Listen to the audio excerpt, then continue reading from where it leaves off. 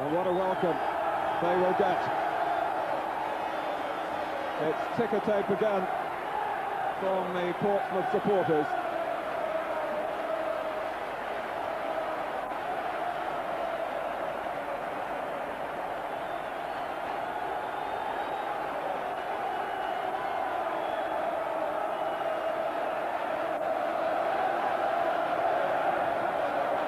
Well, I'm sure you've got the drift about the team news, but let's confirm it for you. Starting with Portsmouth, Jim Smith pulled John Beresford, Alan McLaughlin, Colin Clark and Darren Anderton out of the firing line on Saturday to freshen them for tonight. His big decision, the only decision really, how to replace Mark Chamberlain, that early casualty at Highbury. He's gambled on Ray Daniel at left-back, who's played only once this season, and that was on Saturday against Grimsby, with John Beresford moving up into midfield. Yeah, the only real problem for Jim Smith was, as you say, how to fill that. But I do agree with Ron Atkinson. For me, the key man in this side tonight could be Alan McLaughlin. Just in that little half position, how will Liverpool cope with him? Liverpool, of course, lost Steve McManaman, who was so effective at Highbury, but they have regained Dean Saunders from suspension. Mark Wright, Ian Rush and John Barnes all missed the subsequent league defeats against Wimbledon and here at Aston Villa, but they're all included again tonight, no surprise in that. Along with Jan Mulby, whose omission at Highbury raised an eyebrow or two, as has the absence of Ray Houghton tonight. Well, I'm actually quite amazed Ray Houghton isn't playing tonight. What we don't know exactly is how Liverpool are going to line up in the Doctor, but we will keep you posted. Don't be surprised to see Barnes having a free role tonight with the three midfield players tucked in tight. Ronnie Moran, a grand servant of Liverpool Football Club for more than 40 years now, and he's answered the call again. Bruce Grobbelaar's goalkeeping under such scrutiny at the moment, a mixture of the marvellous and the misguided. He's kept his place under the present challenge from Mike Hooper, and amid rumours that Liverpool are looking elsewhere for a successor, with Watford's David James top of their list. Ray Daniel, can't believe he's here, I'm sure. He was 13th man for Luton in an FA Cup semi-final here 7 years ago. Well, his luck has changed tonight.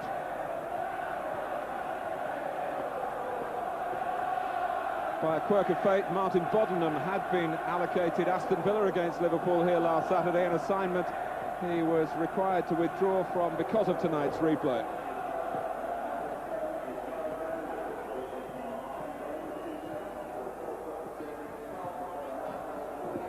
So last Thursday, Blue had a surprise success over Red on the pitch of politics. Can the same happen here, with most of football's pollsters plumping for a Liverpool win?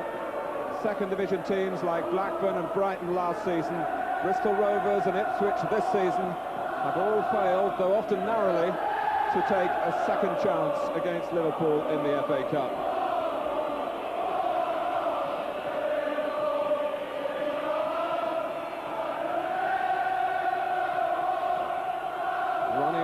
The rescuer for Liverpool at Highbury. The incentives for Liverpool are here in abundance for themselves, with serious consequences of failure for their fans, who are wondering whether for the first time in 20 years Liverpool will be trophyless in 2 consecutive seasons, and for a manager whose public performance at Highbury, in the private knowledge of what he was about to undergo, was worthy of an Oscar. And may Andy Gray and myself add our names to the long list of well-wishers to Graham Souness. Quite right, man.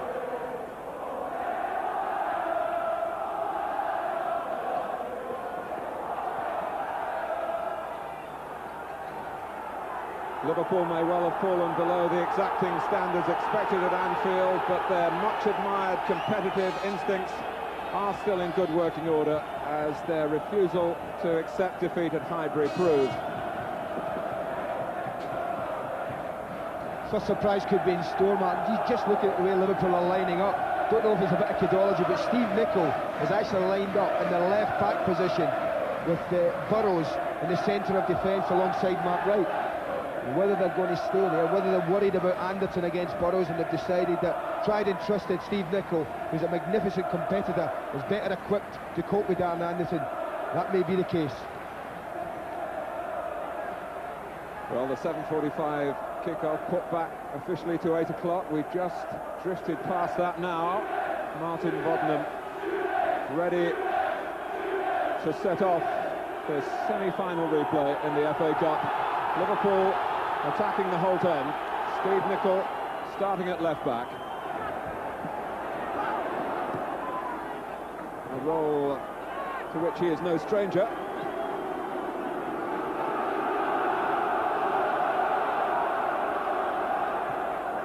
Barnes.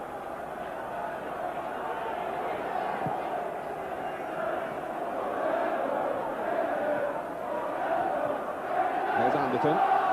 Portsmouth has plenty to play for apart from tonight, of course, on the fringes of the second division promotion chase, just below a potential playoff place.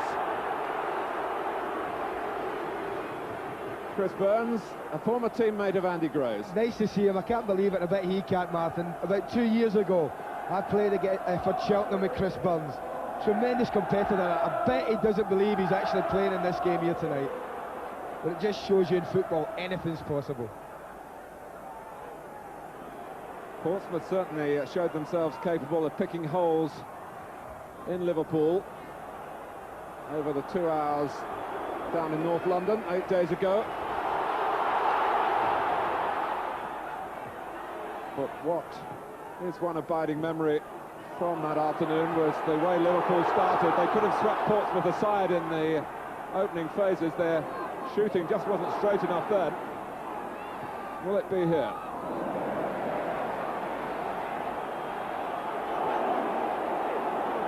Here's McLaughlin.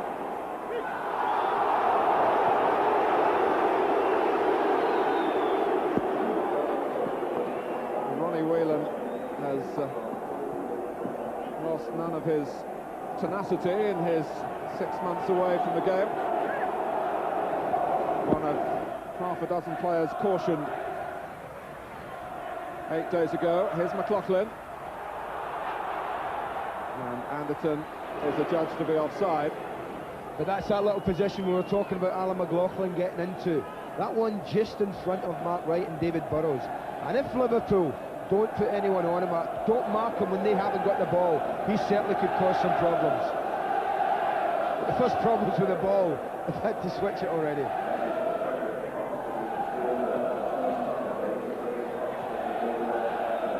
Rob Jones, one of a number of Liverpool players whose fitness was checked this morning when they used the Aston Villa training ground, followed by Portsmouth. Ron Atkinson's hospitality is legendary.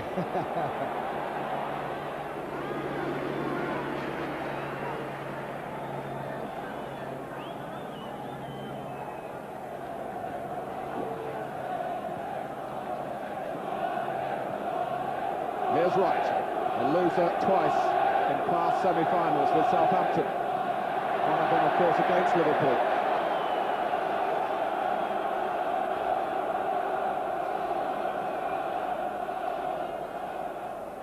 It looks like Ron Atkinson was right in the other respect of how they were going to line up front. It looks like Dean Saunders has been told to patrol that right flank and try and get in touch with Ian Rush at all times, and John Barnes this left side.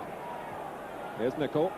Saunders has run across the width of the pitch and is now on the left. Looks for Rush, who of course had a goal disallowed at Highbury and hit the bar as well in extra time.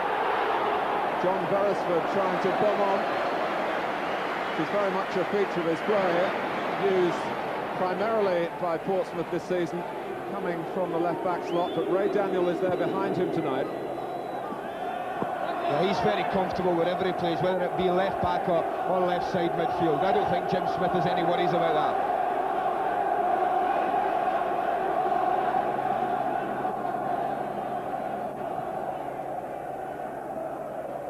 Colin Clark, who does a lot of unselfish graft and toil for Portsmouth in this particular formation,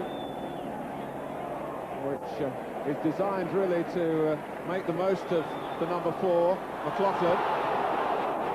Jones nearly slipping there dangerously for Liverpool. The tangle between Cool and Thomas, both players a little slow to pick themselves up from it as Barnes takes the ball on, nothing slow about him. It nearly ran on behind Whelan to Saunders.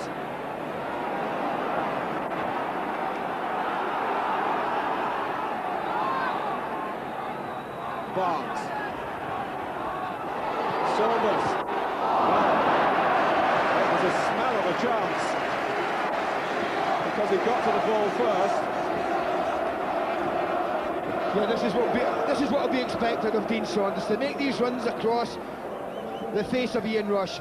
But really he's well patrolled by Kit Simmons there, and he can do nothing but just put it over the top. But this is a bright start from Liverpool. In fact, a bright start from both teams. Portsmouth shown as well, even early on, they're quite prepared to take the game to Liverpool given the chance. Dean Saunders, whose future is the subject of some speculation, but he has scored 23 goals for Liverpool this season.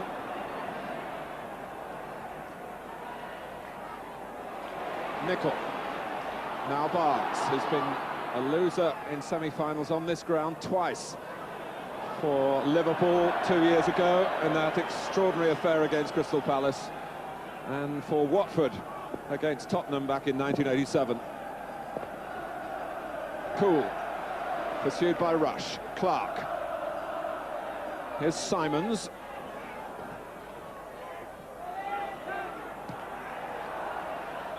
Well, David Burrows has played a few games recently in the centre of defence because of Liverpool's difficulties with injuries.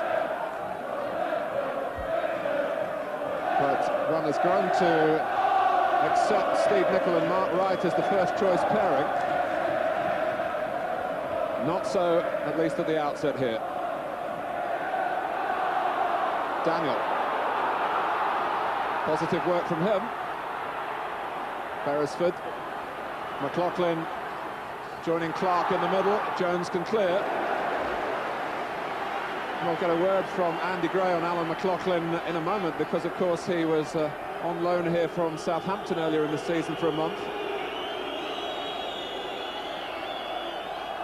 It's Beresford shaping for the throw.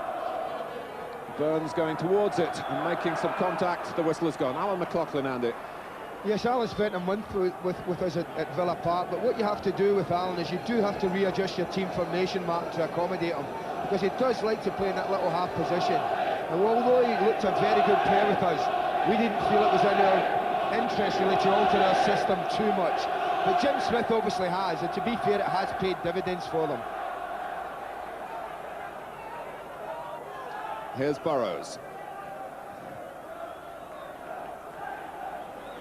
And again, there's plenty of mobility about Liverpool. Mulby. Guided on by Rush, he got it back again, and it looped up for a moment, worryingly for Alan Knight. This is another wonderful little passing move, wasn't it? I think Ian Rush does look for the chip, but it's one of them. You know, if he really hits that any harder, then that loops over the goalkeeper and doesn't half embarrass him. But Alan Knight very happy to see that drop into his hands.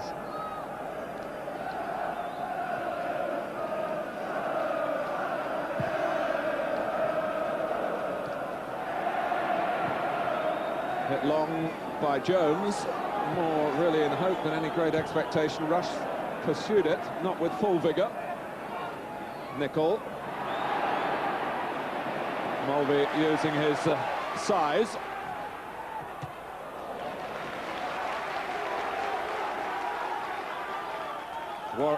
Warren Neal played particularly well at right back at Highbury, and often orchestrates the movements of the younger Darren Anderton in front of him, and of course they combined for the goal as Barnes and Saunders look to combine here, and no one following in for Liverpool at the far post.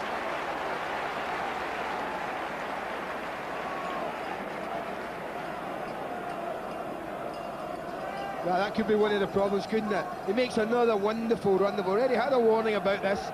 Barnes finds him quite beautifully, but because he's vacated the right side, there's no one there taking advantage of his quite wonderful ball across the face of the goal. Coming up to 10 minutes gone. Portsmouth 0, Liverpool 0. Liverpool's 2 defeats against Wimbledon and Aston Villa have harmed their hopes for European qualification in the league, and Darren Anderton trying to harm them here in the FA Cup. He's forced the corner. I was just about to say as well, Mark, that they're having a terrible time getting Darren Anderton on the ball in the first 10 minutes. I'd seen very little of him, and that's the first real positive run he made off the ball. Beresford to take the corner. Grobbelaar with the fists. It dropped in the area, but safely for Liverpool. Hoisted long by Molby. Some smart work in midfield by Thomas. John Barnes playing for only the 11th time for Liverpool this season. How they've missed him. And although at times he was on the edge of the match at Highbury, he certainly played a major part in its final outcome. And you do feel he needs to put together a run of matches now. For his match fitness, absolutely right.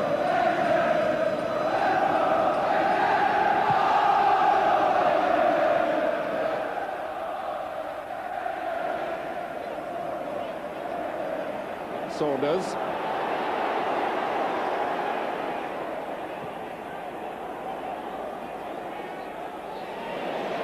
Mulvey.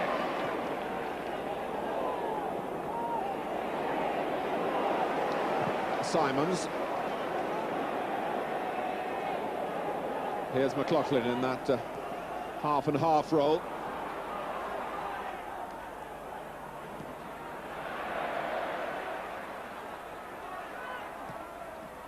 Hoisted on by Thomas. All to no avail for Liverpool then. Andy Orford knocking it over the back of Nicol Everton as Grobbelaar came charging out. The goal was left totally unattended. And that was chaos for Liverpool. Well, Bruce is shaking his head there, Martin, but I honestly don't know where he's going. He can't in any way hope to do anything getting there. And Darren Anderton really will be disappointed he hasn't done better with that. I mean, Steve Nicol was right beside Darren Anderton. He couldn't really have done anything, but Bruce creates the chance for Portsmouth all on his own. Well, we've all seen the greatness of Bruce Grobbelaar down the years, but that type of thing is happening far too often for Liverpool at the moment. I think that may be the reason they have been linked with a goalkeeper or two as well, Martin. Neil.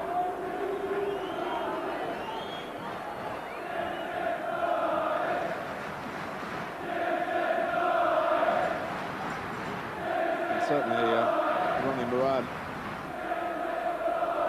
will have a strong opinion about what went wrong for Liverpool at the back, and it very nearly put them behind in the early stages to the player who scored in extra time. He's handled here, Darren Anderton.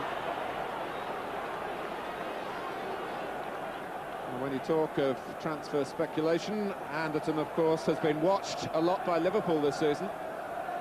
And they're having the opportunity now to evaluate him very much at close quarters. I think he's been watched a lot by a lot of clubs this season.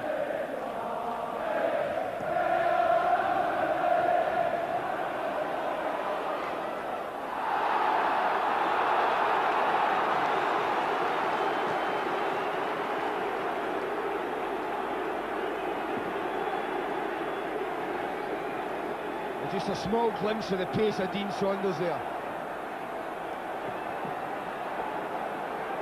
It's a free kick to Liverpool. With 14 minutes played. Barnes leaves it. And Knight catches it well enough.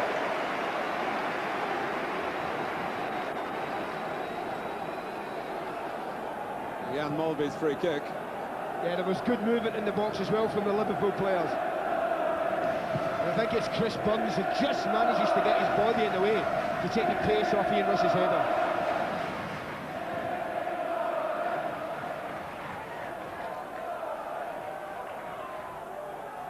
Liverpool have won the FA Cup 4 times.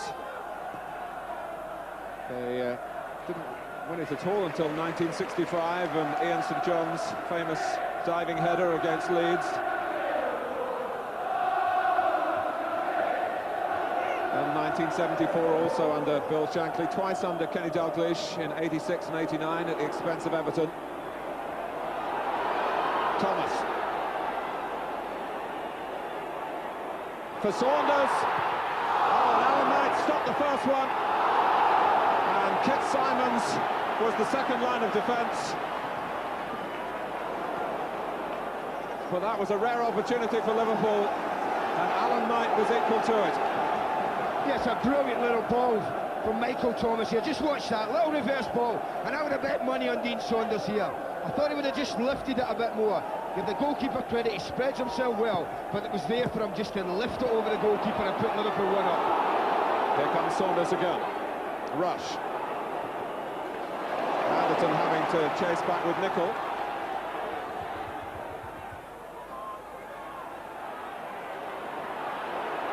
And Barnes giving Neil a chasing. Simons was there in the nick of time again. Well, this is a testing little time for Portsmouth. Liverpool just starting to exert a little bit of pressure.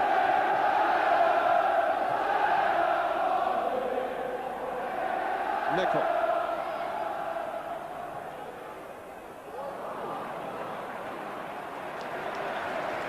But both sides have had a real sight at the opposition's goal.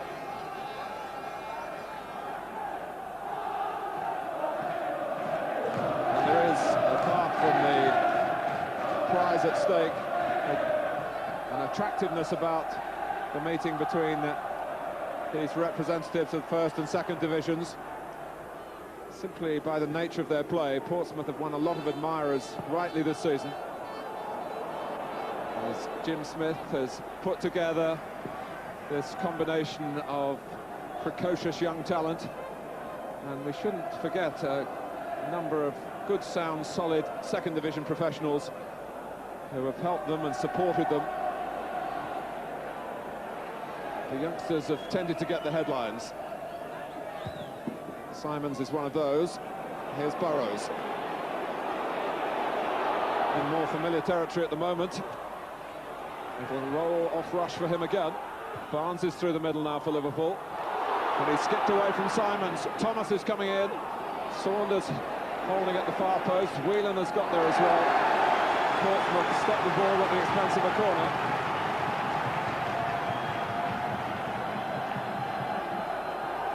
What is absolutely undeniable is the talent that Liverpool have at their disposal. Largely because of injuries, the team play hasn't quite been what they wanted week in, week out. They have lost 5 of their last 8 games. That's most un-Liverpool-like. But what they're also doing, it's very Liverpool-like, Martin. The players, no matter who they pick, they all know what they've got to do. That's pass the ball and control it and move. And even tonight, has shown at times great examples of that. Anyone watching, any kids watching, the way they pass and move. Very little standing still from the Liverpool players. Oh, Rush with a long leg was telescoping forward. Then Ian Rush has got a good record on this ground. Got half a dozen goals for Liverpool here. Yes, they're threatening more and more, aren't they, Liverpool? He's only a fraction away from that, Rushy.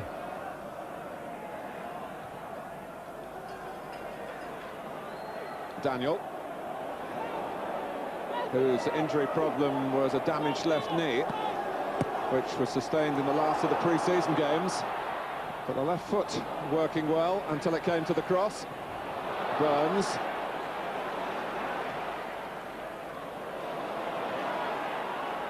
Mulvey. Saunders pulling to the right-hand side. Whelan jogging through the centre with Rush.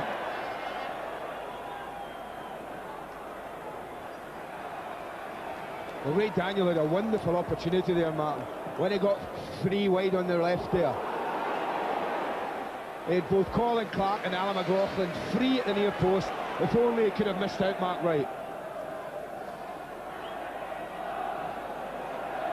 Well, for a long time they used to talk about semi-finals as tight, tense affairs. But although there is obviously strain and stress here, the game developing along open lines. Saunders. And Martin Bodnam was very much up with play then, as Liverpool supporters, more than the players wearing red, yelled for a penalty. Well, Simon to the defender. Yeah, just look at this, he just leans on him there, doesn't he?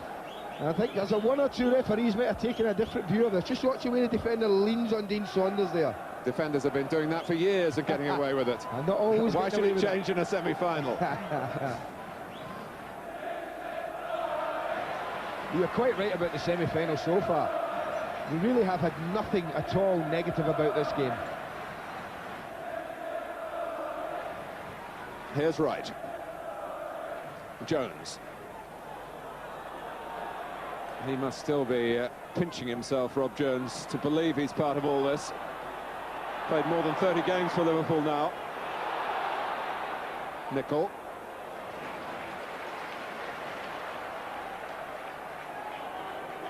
Saunders. It is interesting to see the final shape of the Liverpool side, given that they had plenty of options, really. The only two major names on the casualty list, Steve McManaman and Ronnie Rosenthal, who picked up an injury against Wimbledon on Tuesday.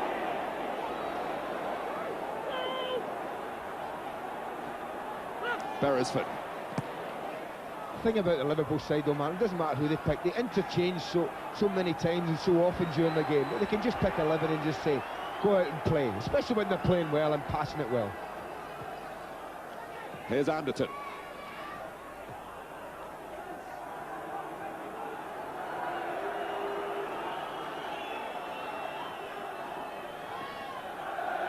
Simons. Now Portsmouth and Wales. Played once against the Irish in February. Rush. Thomas giving him plenty of support from midfield. Mulby just holding off, as he loves to do, and picking the passes. Here's Saunders. Into the feet of Thomas. Help is there outside him from Jones, but Thomas was trying something different and potentially dangerous to Portsmouth. And Andy, I'm sure you'd encourage your players to, in this area of the pitch, it's worth a trick or two. Oh yeah, you've got to try something different, haven't you? You can see there he just loses his footing.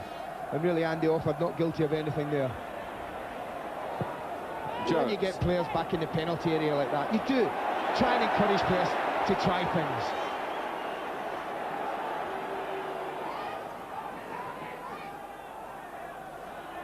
This is cool.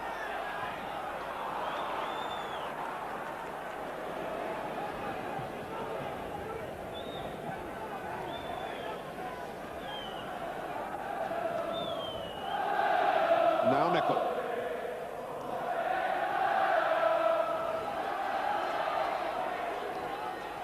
Barnes in close support. Whelan made an interesting run then.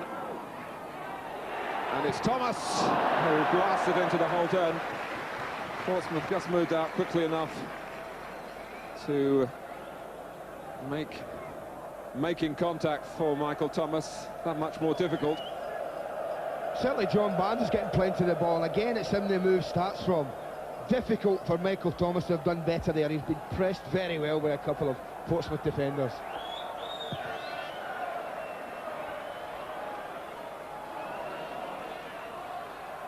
Rush. Whelan. Barnes leaving space for Nicol to burst into again. Thomas is there! Well, we talked about Steve Nicol at left-back to cover Darren Anderton, but it's the other way around at the moment. This is a great ball in, and I think a better header of the ball might have done better. It is slightly behind Michael Thomas, to be fair to the lad. He's just in a little bit early. You see he has to arch his body back, and he's a little bit past the near post, and that's what made the chance difficult. But if you're playing against someone of the talents of Darren Anderton, best way to nullify that, Martin, is to get him chasing you back towards his own goal. And that's what Steve Nicol did there. Rush came off cool, awkward for Warren Neal. Rush settling for the throw.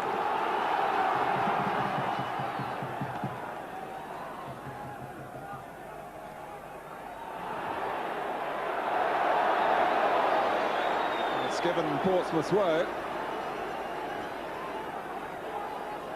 20 minutes to go to half-time. A game that kicked off more than 15 minutes late because of the difficulties of getting everybody into Villa Park. Right. Cool, who used to play here in Birmingham for Birmingham City, and Rush with a snapshot then. We tend to labour the point about Ian Rush's FA Cup goal-scoring record. What would worry him is that he hasn't scored in the competition this season. I'm sure that Jim Smith wouldn't like to have heard you say that. But Liverpool have obviously learned from the first game in respect that I think what they've done is they've said to both fullbacks, push right in on the two wide Portsmouth players, that's Darren Anderton and John Beresford, and try and stop them getting the ball, because with Portsmouth only playing one up front, then the two central defenders should be able to cope with Colin Clark. Here's Burrows.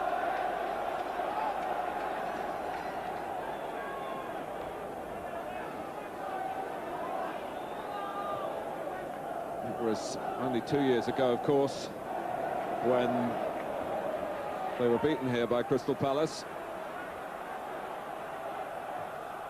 An afternoon when it seemed to be a mission impossible for Palace. But the FA Cup has a way of bridging the gap in what apparently are unequal contests. That's the beauty of this competition, isn't it, though?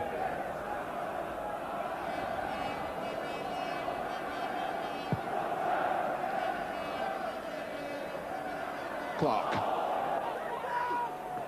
Burns, who does so much fetching and carrying in Portsmouth's midfield. McLaughlin is the player that Liverpool had a problem tracking down at Highbury.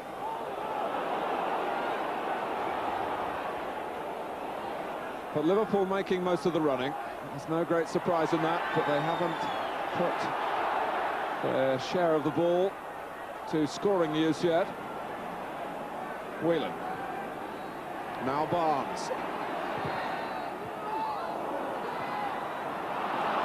It was Simons, who's had a lot of work to do already, who was stretching. Saunders! But he was coming across the line of the ball then, and Alan Knight might not have seen him straight away. It really is the hardest run in the book to cope with that diagonal run. But that's why Jan Moby's playing tonight. He spots him, he picks out a perfect ball, and it's just a bounce that defeats Dean Saunders. That was great football. Clark guiding it down to McLaughlin. He in turn for Neal. Clark repositioning by the far post. And it's aimed for Colin Clark. And Burns and McLaughlin hoping that the Northern Ireland international could have headed it across goal. Portsmouth will be concerned at the amount of space that Liverpool are having in midfield, although it's wasted by Thomas then. Neal clipping it for Anderton to chase, but the gleam in Grovelar's eyes as he sees the chance to come off his line again. What'll be worrying for Portsmouth is the amount of ball that John Barnes is getting as well. I mean, he must have been on the ball more than any player in the match so far. And he's the player you'd least, if you were a Portsmouth player, he's the player you'd least want to be on the ball.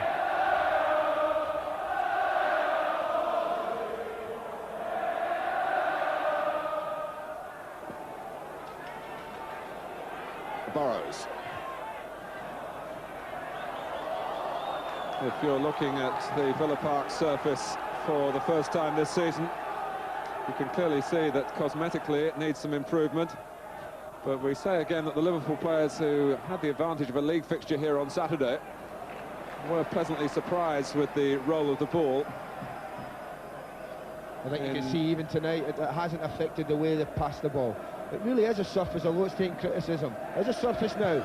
If you're confident enough to pass the ball in, you can do. And there's been no real indication of it affecting the shape of the game so far adversely. Although you would have to say that the players would prefer a Wembley-like bowling green every time they play, any day they play. Of course they would, but we're playing in England, aren't we? You don't get pitches like that every day you play. But I think that little cheer there when Ronnie Whelan passed the ball out of play from the Portsmouth fans, a measure of how well Liverpool have passed the ball for the first half hour of this game. Well, it's the essence of the way they prepare. Legendary for their competitive 5-a-sides, 8-a-sides, a regular diet of their training programme. And I stress the word competitive. They can tell you the scores every day of the week, the results at their Melwood training ground. And that's all translated into this will to win. And the style of play comes from the type of movement that the smaller-sided games give them in preparation. Like this, Saunders. Nichols available. Helping him is Mulvey and indeed Whelan.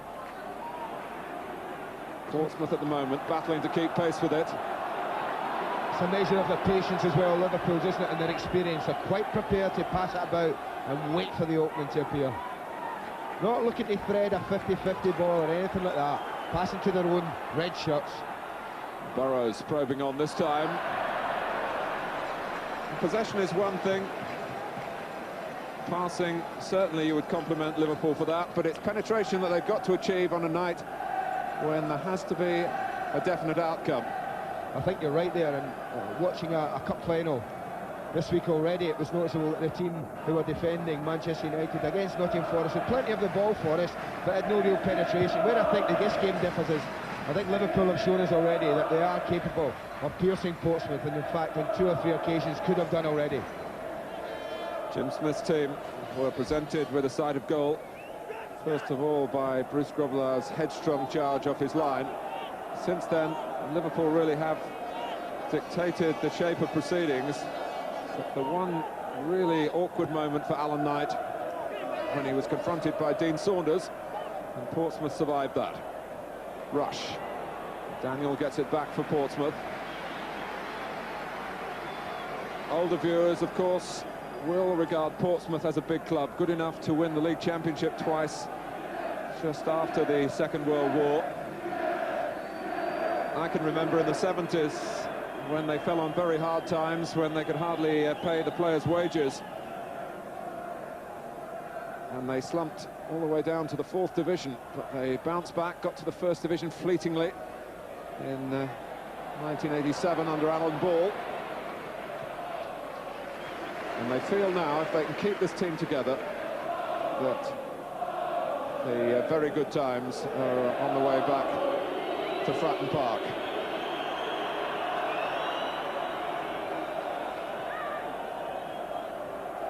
Burrows. Portsmouth haven't really had enough of the ball to try and see whether there is a crack or two in the centre of that defence, with Burrows playing pretty wide of Mark Wright. The 2 fullbacks, Jones and Nicholl, taking up wide positions.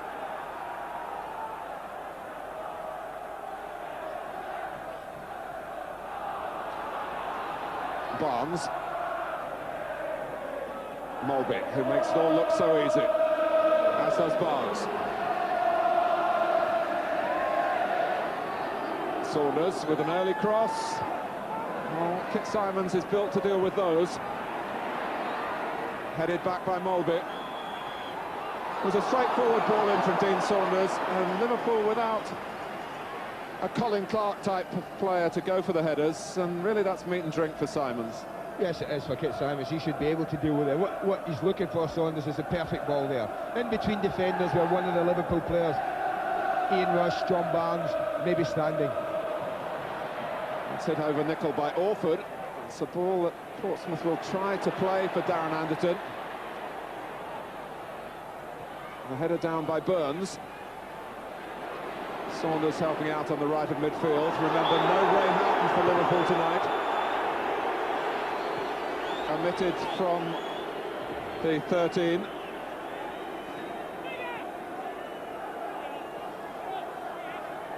John Beresford catching Dean Saunders.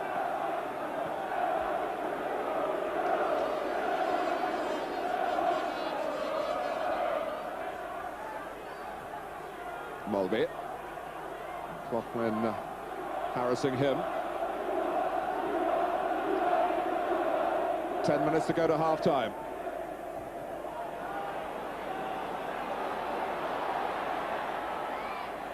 Clark, Anderton was wanting to go for a return pass, was actually blocked off the ball. And away from the gaze of the referee.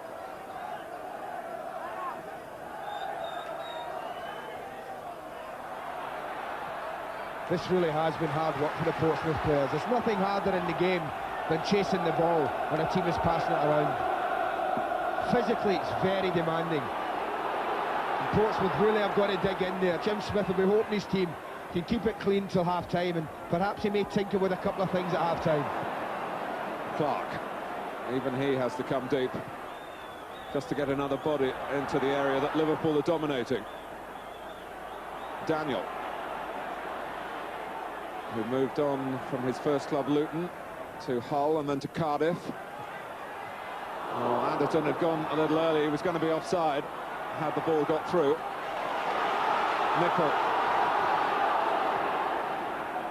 At this stage you do fear for Portsmouth, but it's still 0-0. Nicol. It's over Rush. Well, it was a lottery when it dropped, when Portsmouth allowed the ball to drop. They're actually very, very deep when this cross comes in. They're almost on Alan Knight's goal line. They're only 2 or 3 yards from their own goal. Just watch as it drops in there. Chris Burns didn't show composure like that when he was a Cheltenham player. Great composure for him tonight. Rush got it away from Simons. Barnes with a run at Neil. Liverpool flooding into the centre. And Portsmouth concede a free kick right on the edge. Warren Neal holding up Barnes unfairly. Well, John Barnes looks to me as if he's in a real positive frame of mind tonight. Got the ball and he's looked to go at players from the word go.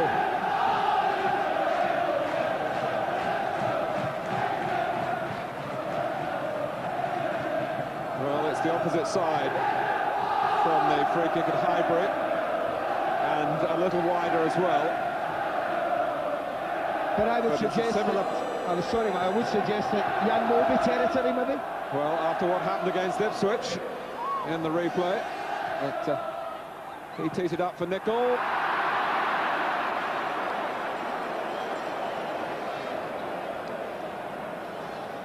And when you can hit the ball as Mulvey can, I'm just wondering whether the referee in fact had given an indirect free kick then. Might well have done, but when you have someone like, in fact you have two, I think that would be a worry if I was Jim Smith about giving free kicks away anywhere around the edge of my box.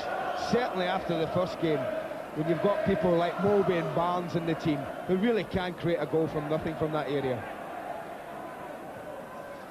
Cool.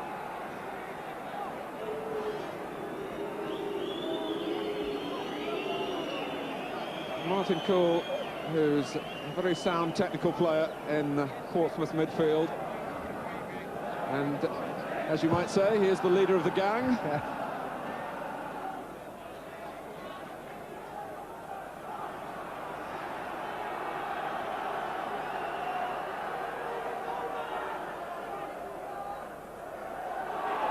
McLaughlin, now Neil. Cool moving off through the middle. Anderton wanting some help to his left. Daniel. It's a pretty confident piece of work. for a player starting for only the second time this season. Burns.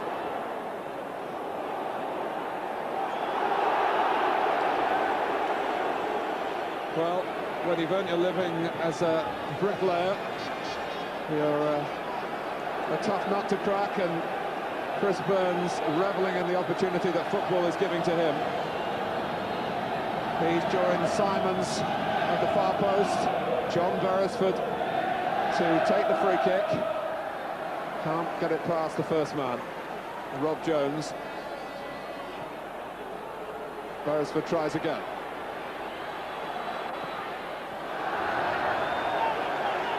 It's a corner. That'd be disappointing, that free kick situation for Portsmouth and Jim Smith, because they've had few chances in that area, and when you get the precious few chances in a semi-final, you at least have to put the ball in an area your teammates can score from. Well, we've got Simons by the near post, Clark behind him. Off comes Grobbelaar from his line. It's a good punch. Neil. Daniel, number 10, but the left back. Beresford ahead of him. Oh, and Clark stretching forward then. Now that's a better ball from John Beresford there. Smashed it across the goal at pace.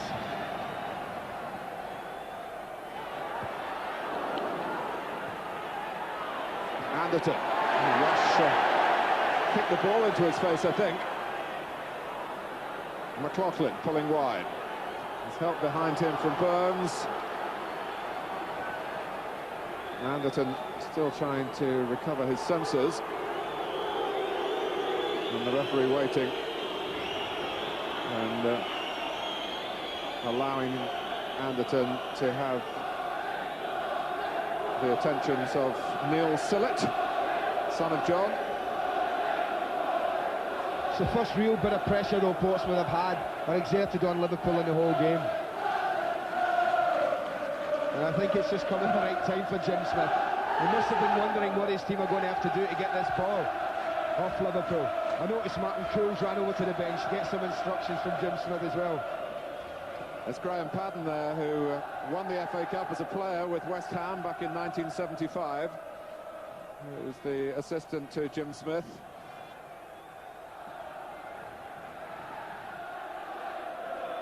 Anderton quickly over his troubles.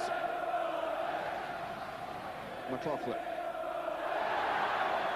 And the bounce beating Neil.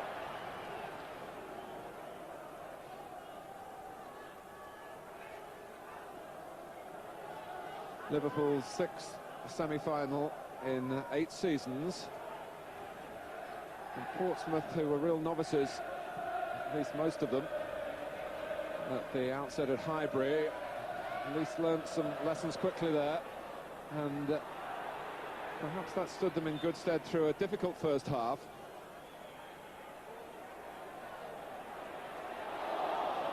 In which, as the game started 8 days ago, Liverpool had been in the ascendancy. Saunders. The way Portsmouth play, there are always 2 wide men doing the harassing. Daniel and Beresford on the left. And that to hold Liverpool up and might have done more. McLaughlin. Out comes Grobbelaar. No alarms this time. But that one little piece of action from Ray Daniel there on the far side is what they've done too little of, certainly in the midfield area, and that's pressurised Liverpool. They haven't been able to get near them. I think Ron Atkinson it was that mentioned before the game started about he felt Portsmouth had to play the game at a fast tempo. I think he's right, because it hasn't been fast enough, I don't feel. The tempo hasn't been quick enough for Portsmouth. When it has been, they've looked at their best. That little bit there was an example of that. If they allow Liverpool, even though people go on about this isn't a great Liverpool side, this is a Liverpool side that if you're allowed to pass the ball about and control the game, they can hurt you. Handball by Rush, who might have felt he was pushed onto the ball.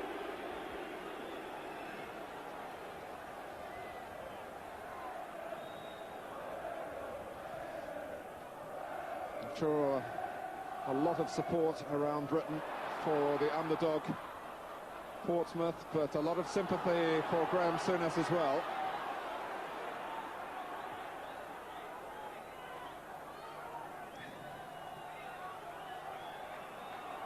Whelan. Paramount for Portsmouth to keep Liverpool out before half-time. Right. Saunders setting off again, and he's drawn defenders away from Thomas. Rush. It's a bit tight. It's a bit intricate. Not for the first time. I'll tell you what was brilliant though, his layoff wasn't what he wanted, Ian Rush, but did you see his reaction? He didn't played it to a Portsmouth player, but was quick enough, reacted and won the ball back within seconds. That was great play.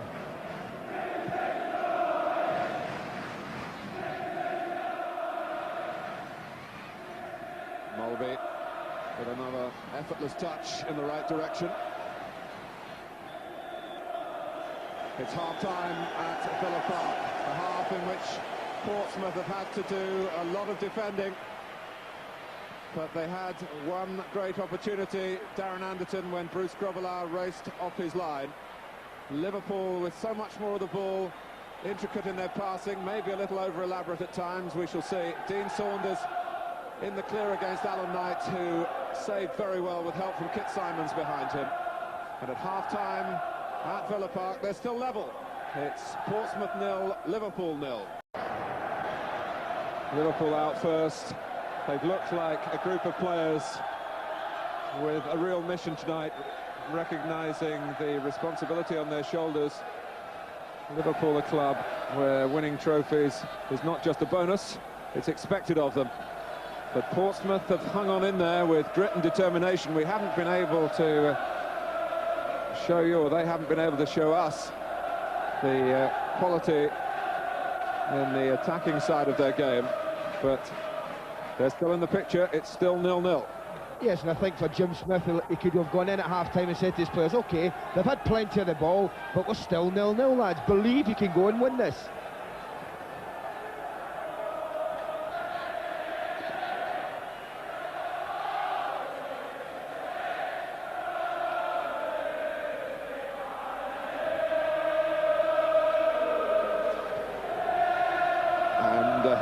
That's one to try and catch Bruce Grobbelaar, far from home. All credit to Martin Cool. Oh, it shows he's thinking, doesn't it? Just looked up, saw Bruce was just outside his 6-yard box and thought, why not? Let's have a pop. And if there is one goalkeeper prone to go walkabout,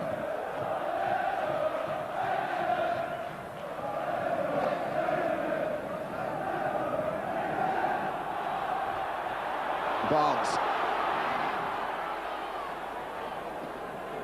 Nicol wanting to go forward on the left, but Anderton had covered him well, so Liverpool have to try and express themselves again through the centre, and it wasn't on for Mulvey. Andy, would you expect any tactical tinkering, to use your own words, just before half-time? Well, certainly not from Liverpool's point of view. I think Ronnie Moran would be fairly happy the way things have gone. But the one thing for Jim Smith would be, at least certainly in the midfield area, we have to be more competitive. We have to get some tackles in, let the Liverpool players know what we're about, and don't give them as much room to exploit us. McLaughlin, it was Mark Wright who headed the ball waywardly for Liverpool. Colin Clark was offside.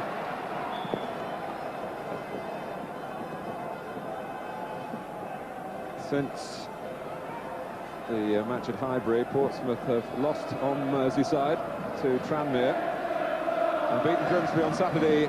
We did feel it was very important for them to win that one, because they seemed so drained, having been so close to knocking Liverpool out.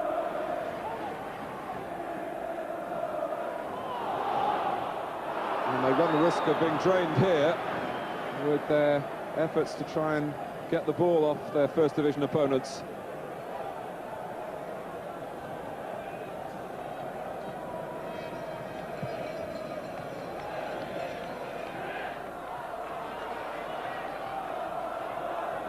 Jones, whose grandfather played in a semi-final replay in 1947 and was a loser. I hope, from his point of view, that's not an omen. Saunders.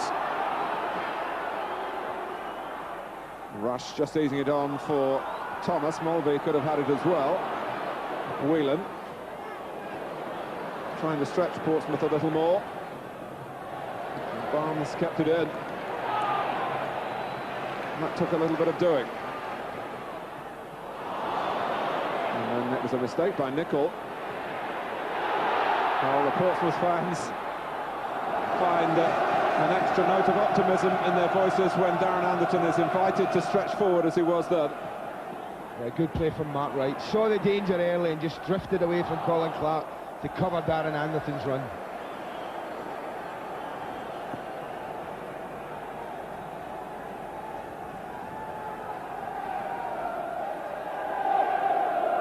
Well, I'm sure many of you felt that well that Portsmouth played at Highbury, Liverpool would come on too strong in the replay.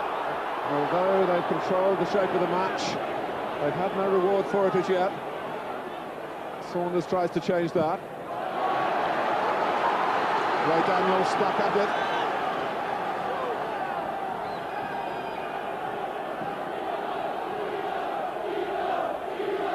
And every Portsmouth player within 25 yards of Alan Knight's goal. And the odds were that one of them would be in the right place. It was Burns. Saunders. Now Whelan. Plays for another corner and gets it.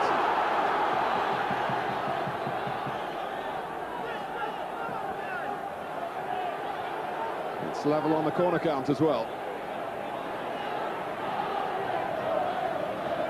The main danger in the air is, of course, Mark Wright. Ian Rush right into the goal area.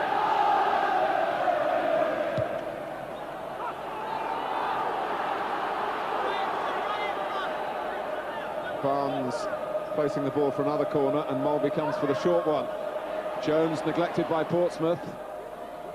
Wright with a chance to head it down. Retrieved here by Nicol.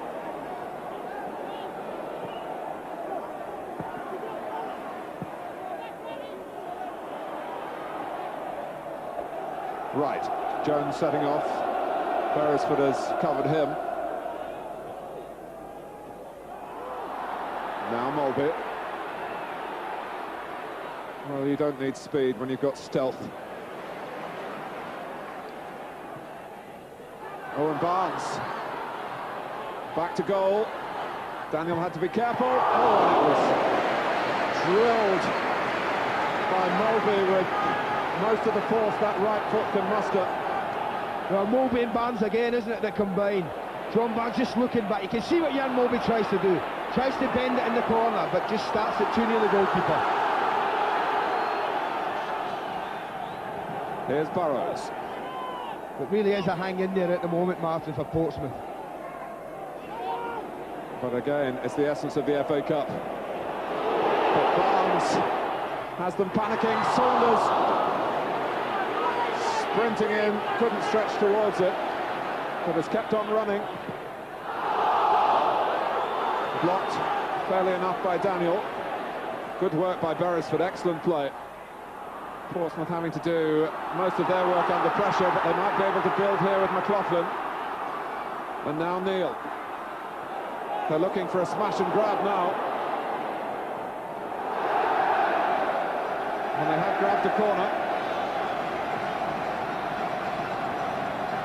Well, sorry, Mark, that's definitely the shape of the game, isn't it? It's Liverpool, patient, probing, keeping them under pressure.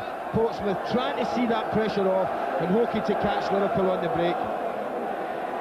And which formula will succeed? That's what we wonder at the moment. Well, opportunities for Portsmouth have been rare, but this is one of them.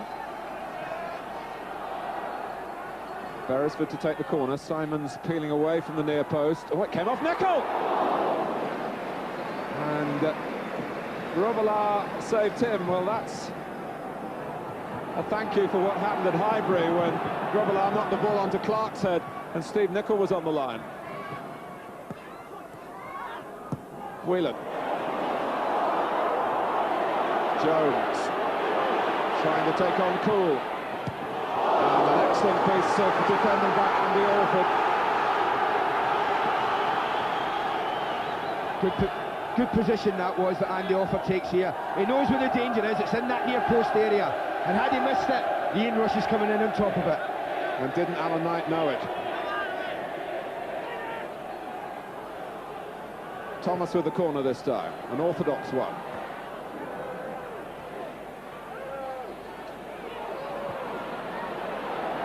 McLaughlin leading the breakout. Neil was tripped by his teammate, and that's wrong-footed the second division side.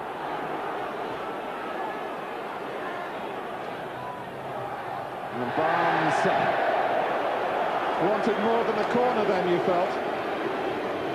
And he's got less than that. Well, what would have happened, I'm sure, is that when John Barnes picked up the ball, his eyes would have lit up, because it was Colin Clark, the last man defending him. Let's give Colin Clark some credit. He didn't have to do well to hold up John Barnes.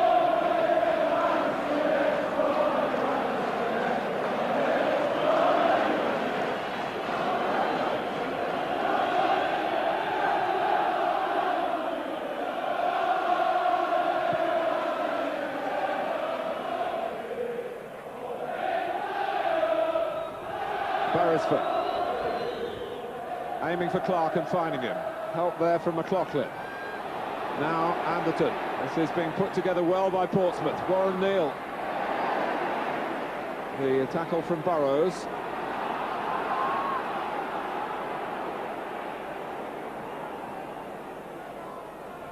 Thomas has played it behind Saunders. The problem is for Portsmouth to find the energy to attack in a collective way when they're having to do so much chasing. That must always be on their minds when men are looking to get forward and join up with them. One or two of them must just be thinking, hold on a minute, what happens if we lose it? But if you're going to win a game, when you have possession and you've got people who get forward, you've got to get them forward and into the danger area. Anderton, there's no offside. It's Neal, 3 in the centre for Portsmouth. And it's scooped up by Grobbelaar. And 4 wearing blue are out of the play at the moment because of their efforts to attack.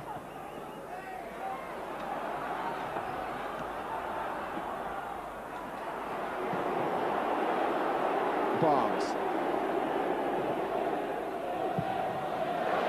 Michael Thomas has tried very hard to get in there alongside Ian Rush when Dean Saunders has been out on the flanks. Thomas has twice lost at Villa Park this season. For Liverpool on Saturday and for Arsenal back in August. I'm sure that's a fact that will please Andy Gray and Ron Atkinson. Rush. Now Saunders. Jones trying to dink it in towards Rush. Could you ask for Liverpool to be a bit more direct? Mulvey. But playing this way, they must feel that a goal will come. Portsmouth will have ideas of their own. Whelan.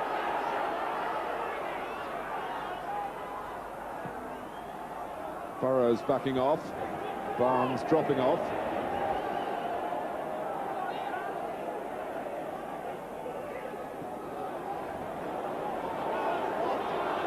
And Clark trying hard again, but Burrows skipped past him. Rush. And Liverpool quickly on the scene again.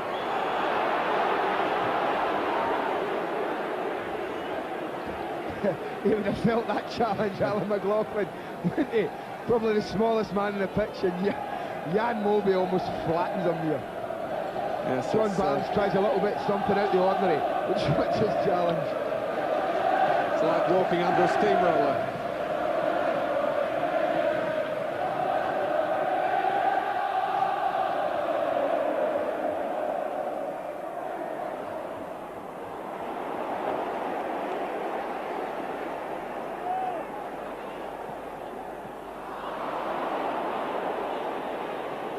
Saunders able to get the ball and face the goal. And the flag was up against Rush.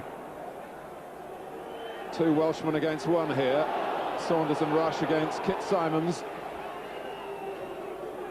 who, despite the concern felt by our guest tonight when he challenged in the penalty area, Symons has performed honourably. Rush. Thomas. Anderton again, tracking back with Nicol, stopping Liverpool down the left. That's good coordinated defending by Portsmouth again. Mulby. Burrows. Well, the game has really changed from this pattern. Mulby.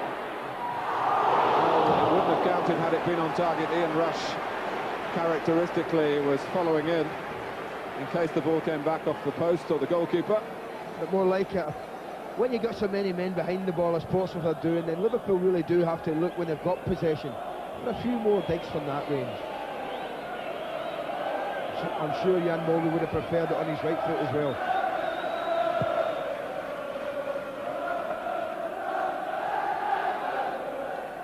Burrows.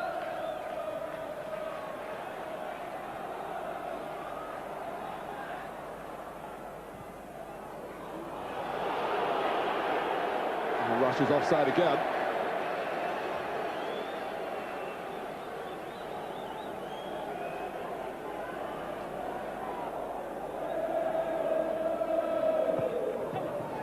Well, how often have we seen this in the FA Cup? The underdog hanging on and still in a position to bite. Liverpool's control will count for nothing. That's for sure. Goals that win games, isn't it? If they don't score. Rush.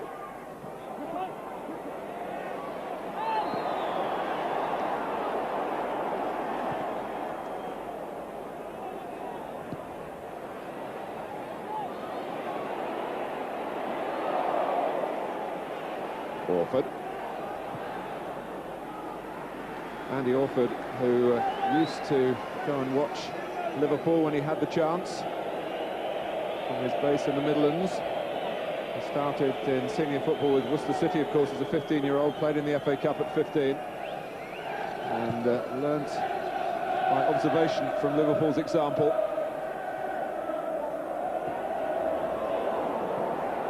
Neil, offside against Anderton.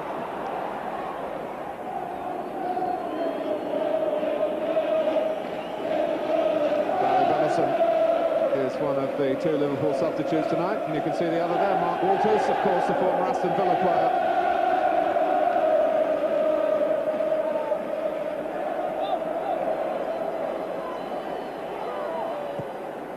Oh, Thomas had pulled away and got on the blind side of the entire Portsmouth defence to Barnes' pass, which he couldn't quite rein in.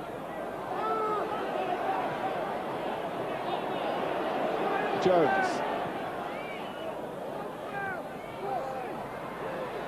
Nice first touch from Anderton to give him the luxury of the second. Colin Clark still charging away on his own. I know that that's a free kick, but just for a second though, it looked as if Michael Thomas was through. Dean Saunders again made a great diagonal run. This time Ray Daniel followed him, and that created a huge space for Michael Thomas to go into, and just a fraction earlier he would have got his foot on that and been real danger. And after that, Colin Clark was trying to have a touch of the ball in the Liverpool half. He's worked back in his own half often enough. That's been dictated to him. Here he is again now.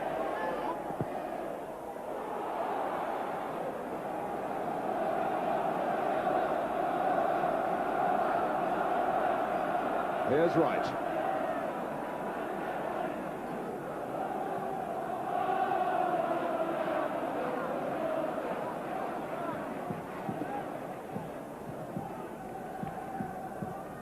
Thomas. Here's Mulby. Now Rush. Rush joining Saunders in the centre. and it might deflect his way. It does. Alford patrols him out of the area, and Whelan miskicks. And here's Burns. Here's the furthest forward, but Beresford's made a terrific run here. Is this the moment for Portsmouth? They're pouring into the centre, and the cross, well hit though it was, couldn't pick out a fellow blue shirt.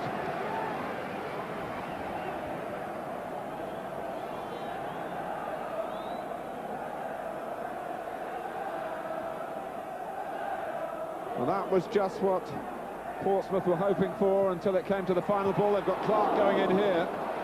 They've got a corner.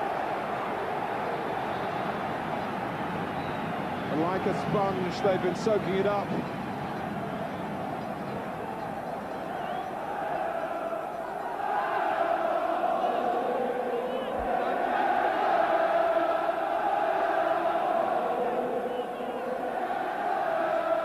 Beresford to take the corner, having broken away so menacingly a moment ago.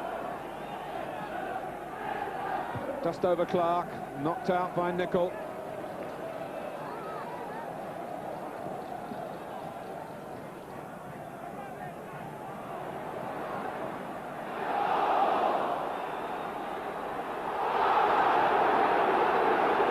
It's a free kick to Portsmouth.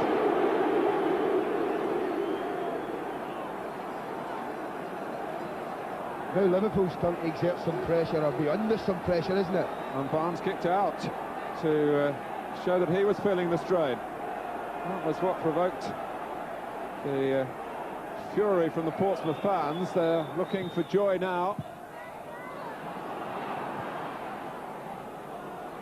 Rush with a run here against Alford. And it's a free kick to Portsmouth against Ian Rush, who had his frustrations at Highbury. He was booked for dissent. I think the referee, though, watch his left arm. There it goes, just goes round Andy Alford's neck. And I think the referee absolutely spot on there. But what a confrontation it was between the 19-year-old defender and the striker who's seen it all, done it all, scored everywhere he's been, including FA Cup semi-finals. Anderton. Portsmouth had found some energy here. Mullen came behind Clark, nearly to McLaughlin, but as they try and seize their chance, maybe they'll be more vulnerable, more space for Liverpool to use. It actually might help Liverpool in many respects if they can get Portsmouth to come out a little bit and attack them, because it then will open it up a bit for Liverpool, who've really found it difficult to penetrate Portsmouth. They've got lots of men back behind the ball. 20 minutes gone in the second half. Portsmouth 0, Liverpool 0. For all the endeavours of Dean Saunders and for all the possession that Liverpool have had. Whelan. Nicol.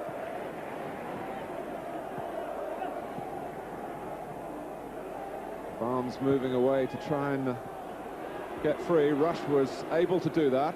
Saunders pushed them further away from goal. Burrows. Here's Whelan. Oh, and again it's a tribute to the effort that Portsmouth are putting in. Although Liverpool put the passes together, it's all being played in front of the second division team. And it is an effort, that's the word used quite rightly, because it is, as I said earlier, in the first half, it really is tiring when you have to defend for long times without the ball. Chase it all the time. Can they hold out? Mulvey taking it in his stride, and Beresford says no, as Liverpool say why not, especially from the bench. And when Mulvey took the ball up, then Beresford looked in dire danger of giving away a penalty. I didn't think it was. You watch Jan Mulvey, I think he goes looking for it. He goes over from this angle. I know the Liverpool bench looked incensed, Martin, but we've got a great angle where we're sitting up in the gantry here. And my first reaction was it wasn't a penalty. Rush. Liverpool's bench, renowned for the non-stop conversation, shall we say. And they found plenty to talk about then. Rush, an offside here against Thomas. There's another factor that Ronnie Moran may have to consider. We have referred to Liverpool's injuries so often this season, but a number of the players who have been put out in the starting 11 tonight haven't had too many matches, certainly not matches of this nature where there's such a drain physically and mentally. Out comes Grobbelaar, Burns furthest forward for Portsmouth. But I think they did show that on the first game when they were down to 10 men in extra time, they did show character, they did show strength, and they did show a desire to keep going. And I think those same things will show through tonight. That's the way they're brought up to play. Certainly Ronnie Whelan stayed the course splendidly at Highbury, but I wonder whether he might be a player who's not quite moving as freely as he has been at the moment. He's holding off in midfield as Liverpool build with Barnes on the left. Whelan involved now. Mulvey. Rush for Saunders. Well, again, you just wonder if they're looking for the perfect goal. Well, at times you do. I think we're just looking at the sidelines. The number 5 has gone up, the 5 board has gone up. It does look like Ronnie Whelan is coming off, and I think it's Barry Venison's going to be coming on. Well, Ronnie Whelan, who twice has scored saving goals in semi-finals for Liverpool. Once he's lost the replay. He goes off now, not knowing the outcome on the second occasion.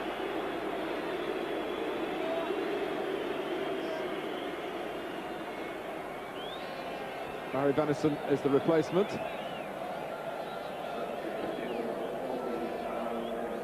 And he's gone, for the moment, into midfield.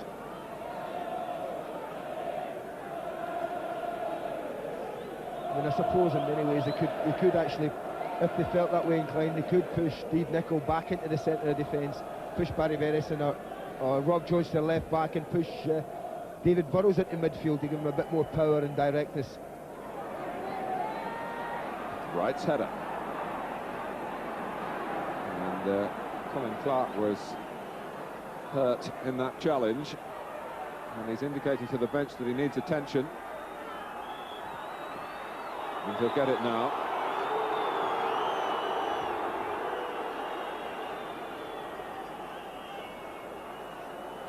But it looks as if we've got problems, Mark. I see Alan McLaughlin saying no, that's it, he's finished.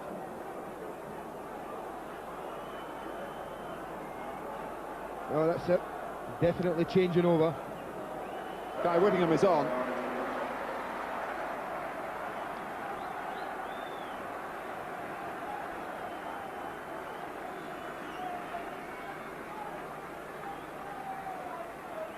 Sympathy all around Villa Park for Colin Clark.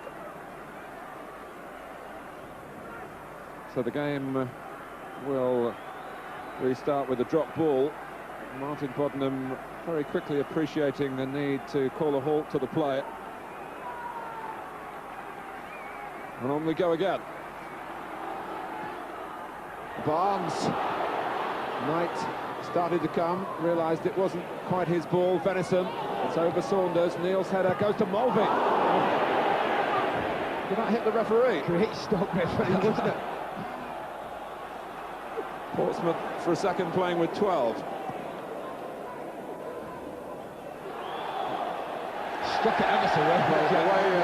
The way Liverpool have pummeled them, they're entitled to be black and blue. It's a Liverpool free kick. But for all the pummelling, they haven't knocked them over yet. Knocked them out of the FA Cup. Mulvey to take the free kick. This is a difficult moment for Portsmouth. But in the air, they've been strong. Burrows.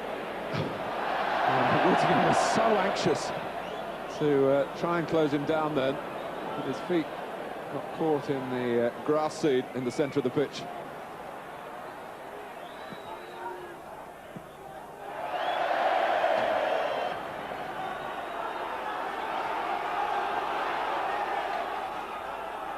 15 minutes away from extra time. Rush.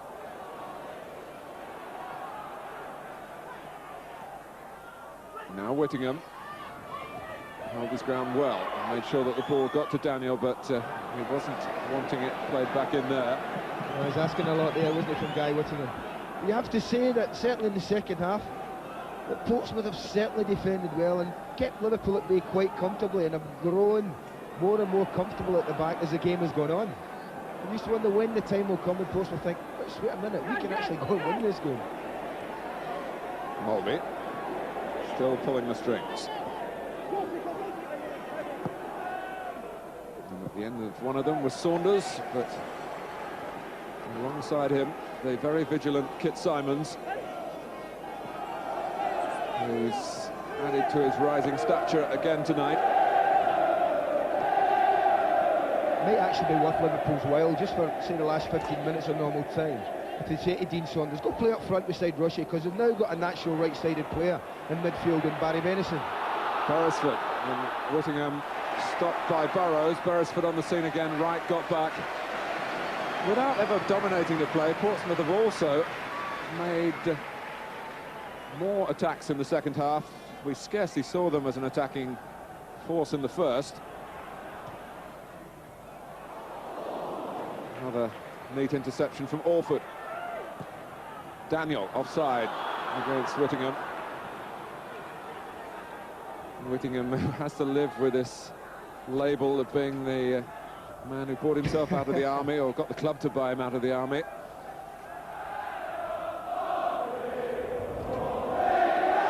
But has scored goals, particularly in the FA Cup. Got 7 in 2 games last season, at the expense of Barnet and Bournemouth. Not quite Liverpool, but he's still a player who could, if given the chance, give us this piece of FA Cup history that is still a possibility. Are we going to witness the very first all-second division final? Not if Liverpool have anything to do with it.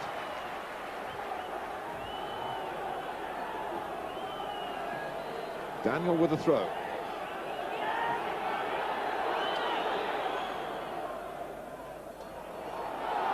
Mulvey.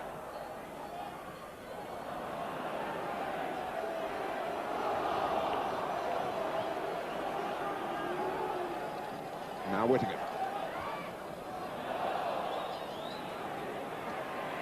Mulvey. Nicol breaking, and this time he's just got a yard on Anderton. Is that going to be costly for Portsmouth? It was Nicol who came forward and earned the free kick at the crucial stage. It's Mulvey's shot at Highbury. But for the most part, Darren Anderton has been very vigilant against Nicol, but on that occasion he was just caught watching the ball and not watching the run. Yeah, he has done well, Darren Anderton, but I'm sure he would rather have imposed himself more on Steve Nicol than he's been able to. Portsmouth have to have the ball for that, though. Yes, they do. But the longer it goes on, well, they've stuck at it, Jim Smith's men. Well, they've certainly done that. But you're in the semi-final of the FA Cup, you know, the greatest cup competition in the world. You're going to stick at it. You're going to work as hard as you've ever worked in your life to get a result. And if that means, I'm sure for the Portsmouth lads, if it goes down to the wire and goes to penalties, I'm sure of the two teams, they'll quite fancy themselves for that. All the pressure's on Liverpool really to win this game. I think everyone expected that was it. Underdogs get one chance, and if they don't take it, then perhaps then that's all over for them. Warren Aspinall, who also knows all about Villa Park, he had a spell here.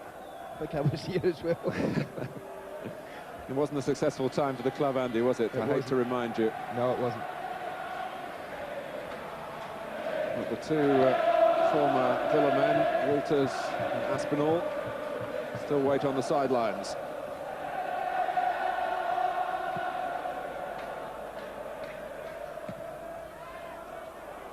Oh, and Knight started to come, hesitated, and dare we call it Grobbelaar-like. Well played, goalkeeper.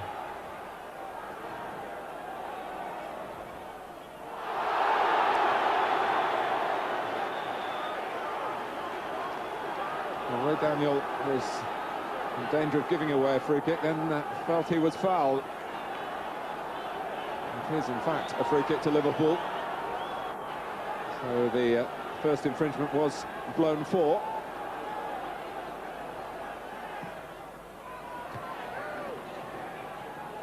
This is Thomas. Oh, it breaks for Portsmouth. Off Jones for Whittingham. Burrows is the last man, and Whittingham tries to speed past him, and David Burrows wasn't going to let that happen. Just for a second it looked as though Whittingham had the acceleration and something spectacular was about to happen. Well, fresh legs on the park, and didn't David Burrows know that? Look, he's struggling to get back there, but at the end he just forces him wide enough. But it's a corner to Portsmouth.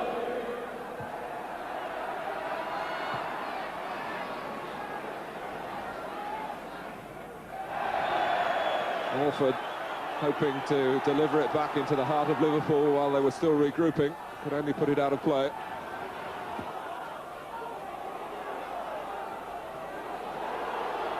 And what a season of FA Cup upsets this has been.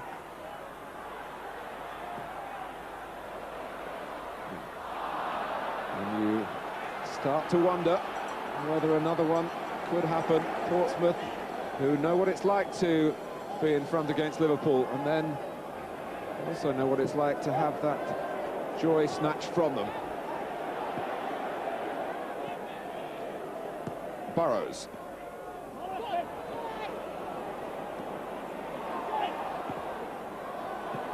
Seven is Neil. And the game still goes on. And it's going Liverpool's way with Saunders.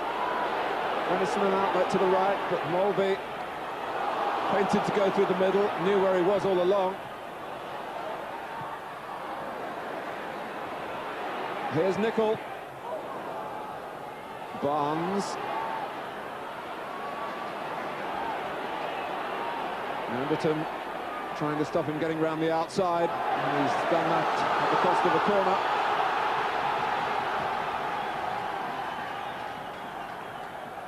Those who normally stand on the Kop are making their voices heard at Villa Park. Liverpool looking for a goal which could take them to Wembley. And Mark Wright, who still hasn't scored since his move from Derby.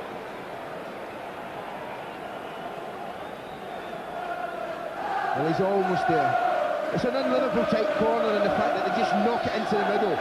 You see, he makes his presence felt there, Mark Wright, but just doesn't get enough contact on the ball. The one thing you can be sure of in Liverpool, though, they'll not get frustrated. They're not just revert to whacking the ball upfield.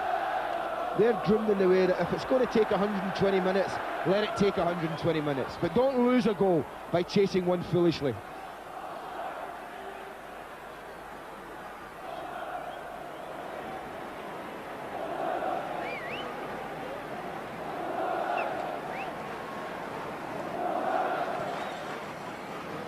Six minutes left. And then, if it stays this way, extra time.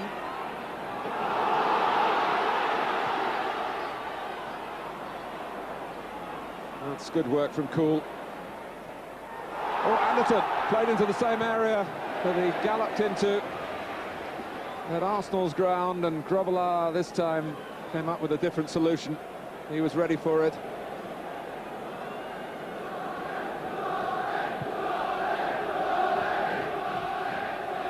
Jones. Now Mulvey. Saunders. Daniel's got plenty of speed. Saunders prepared to try and run him. Warford stuck out a foot effectively. McLaughlin hasn't been too effective as an attacking force tonight, but we've had one or two moments from Beresford, and there's another looming.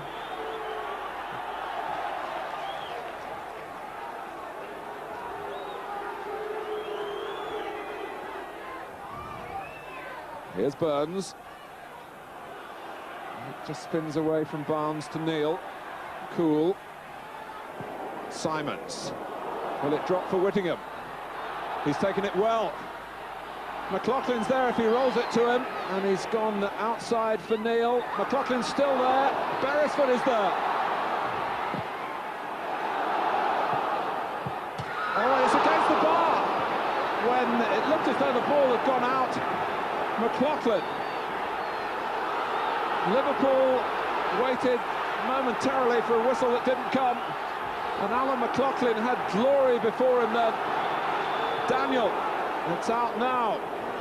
Well, that was quite incredible. It was almost as if the Liverpool players thought the ball had gone out as well. As it comes across here, it's McLaughlin that goes up first, but watch John Beresford here. Doesn't give the ball up. Gets it, I think we'll see here that he keeps it in. Keeps the ball in play just there. Liverpool stop, and Alan McLaughlin almost makes them pay. What a glorious chance for him to have won the game for Portsmouth. Well, it had Wembley written all over it. So Liverpool, who struck the Portsmouth bar at Highbury, threw in Rush. That was an extra time. Maybe now we'll be feeling fortunate to get to extra time because of McLaughlin's miss, and it has to go down as that. It was golden.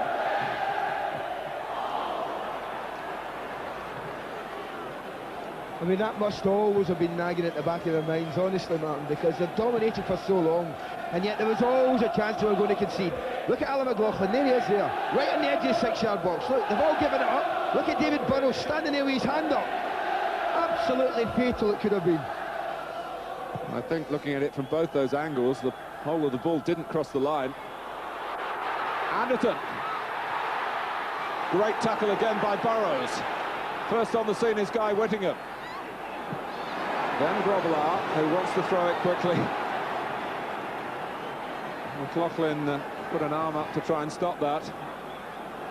Bruce wasn't best pleased. Jones. Well, you have to hand it to Portsmouth. They've been on the receiving end for so long, but as the game has gone on, they've got stronger and they've got nearer. Yeah, I'm sure if Jim Smith could have given the perfect tactics talk, Mark, that would have been hold them as long as you can and let's score in the last couple of minutes. And it also nearly came right for them.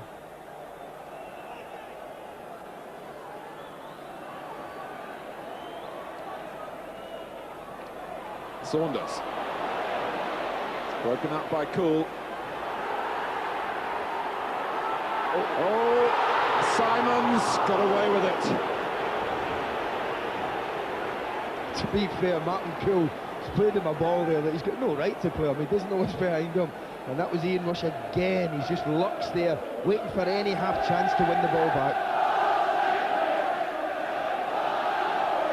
Well, I wonder what Malcolm Crosby's thinking of all this. Fancy him saying that he doesn't mind who he meets in the final. We all know what he really thinks. I think Malcolm being a little bit diplomatic there, and wouldn't you be, Martin? I think he'd have been a bit disappointed that Alan McLaughlin didn't put that one in the back of the net. I could have swore I seen him jump out his seat there in that studio. Jones. Now Venison.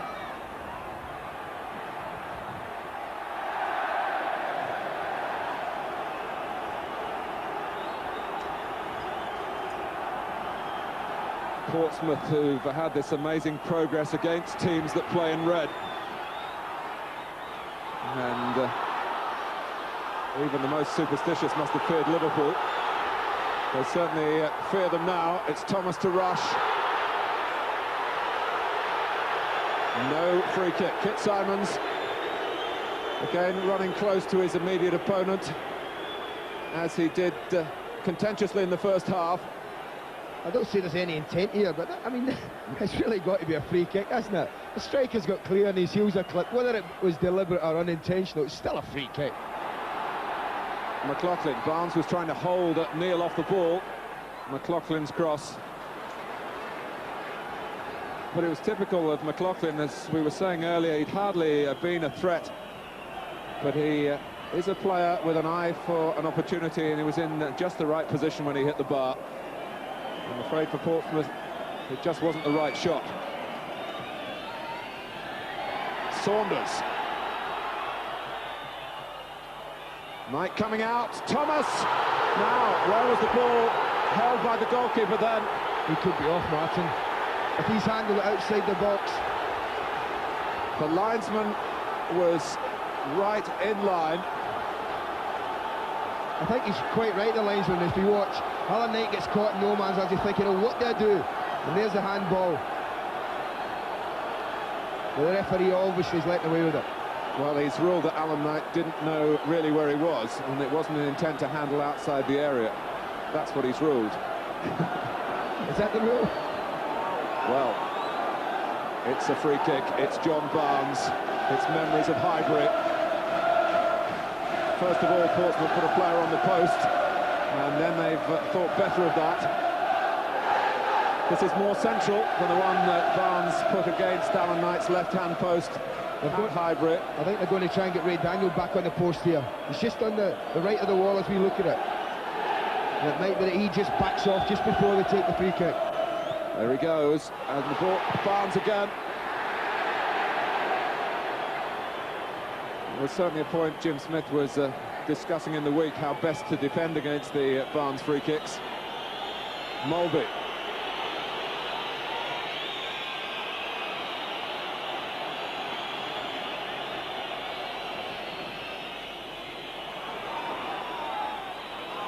Jones.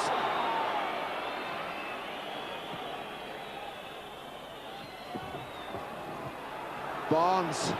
Is it going to be a drama at the end? Guy Whittingham went in, Barnes fell. And Martin Boddenham again says play on. At least he's been consistent. He has been consistent. He's denied them 3 times.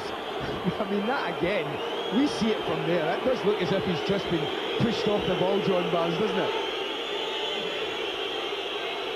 Forwards are notoriously bad in their own penalty area when it comes to those situations. And Whittingham miskicking now as if he was still thinking thoughts of relief that he hadn't given away a last-minute penalty in an FA Cup semi-final replay. Would have been a brave referee that gave it as well, wouldn't it?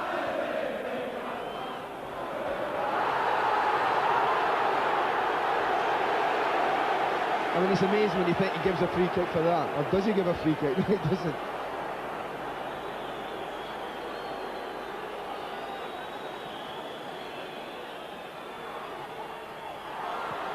That's Nicol.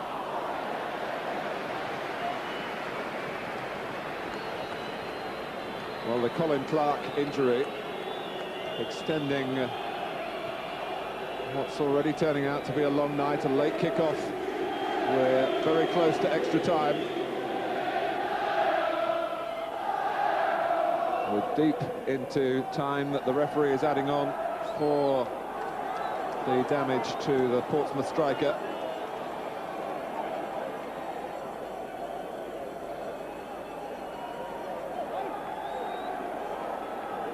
And we're still no nearer knowing the answer. Burns was pretty calm in the circumstances from right. It wasn't decisive. Burns again. McLaughlin was caught just watching, as if praying that something would unveil itself for Portsmouth. Saunders. Ray Daniel's done well. Oh, he's played well tonight. Definitely had a great game. Must have known he would be up against an awful lot of pace. And Jim Smith has gambled with him, but he hasn't let him down one little bit. Nicol. Well, I wonder whether he was trying to head it goalwards.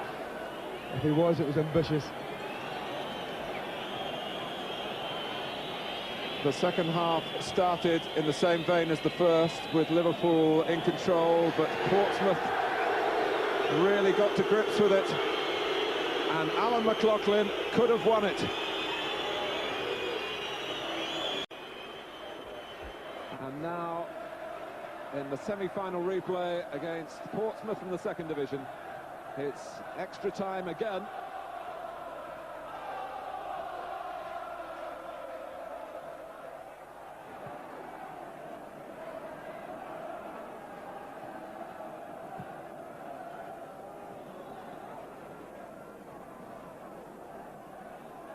Venison.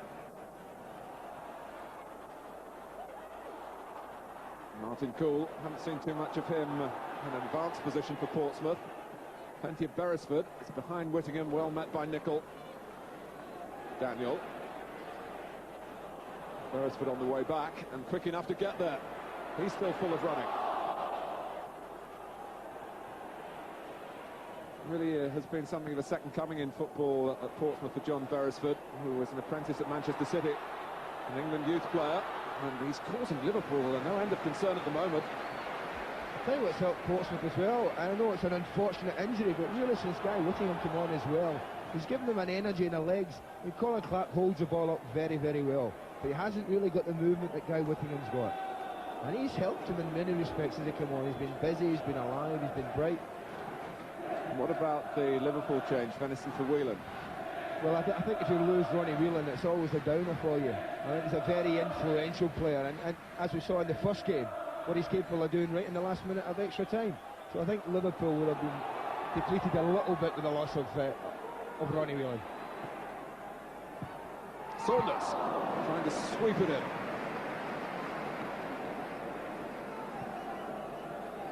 I think this is a tired-looking shot from Dean Saunders. Comes across them, and he just tries to side-foot it there, and no trouble to Alan Knight at all. He's beginning to show some signs of fatigue as Dean Saunders. McLaughlin, and that's cleverly played for Neil. Burns was hoping that the cross just carried a bit more weight.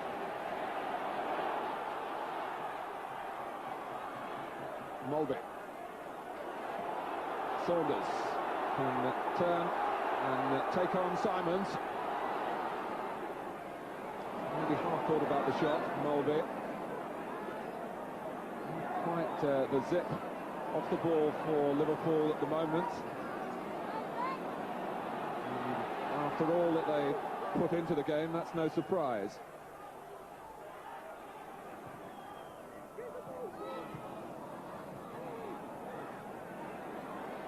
Saunders. The sad news about Colin Clark confirmed he has gone to hospital with a dislocated shoulder.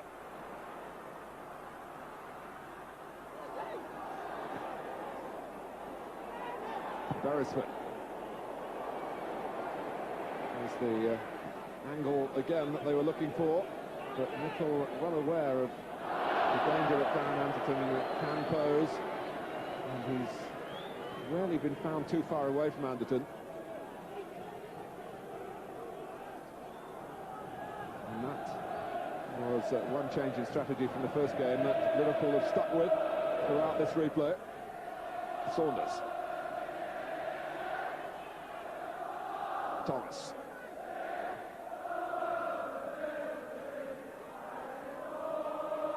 Burns sticking to it.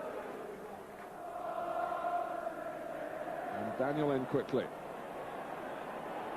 Whittingham, a little give and go that I don't think Chris Burns really relished at this stage of the proceedings.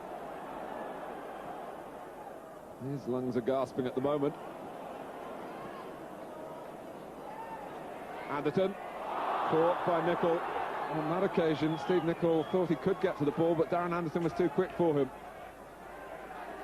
And he was going to lose him if Nicol hadn't made contact. Cool.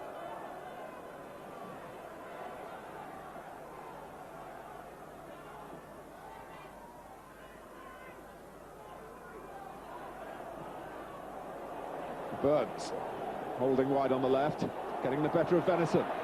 McLaughlin's into the middle, and Whittingham is there as well, with Anderton right alongside him.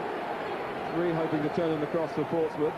Well, there's no doubt who started the better in the first period of extra time, and it's Portsmouth. Whether that little flurry at the end of the 90 minutes has convinced the players that they could win the game, but Chris Burns again getting forward into that advanced position.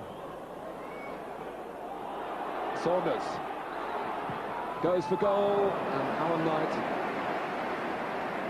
who has had the domestic difficulties of his wife's illness, happily the worst he feels is over in that respect. We're all delighted to learn that today, and I'm sure she's watching avidly.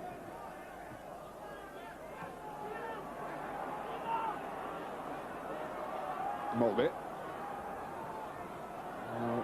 has got the poise, if not the build, of a ballet dancer. But even Liverpool's passing now is looking a little bit tired, it's gone astray.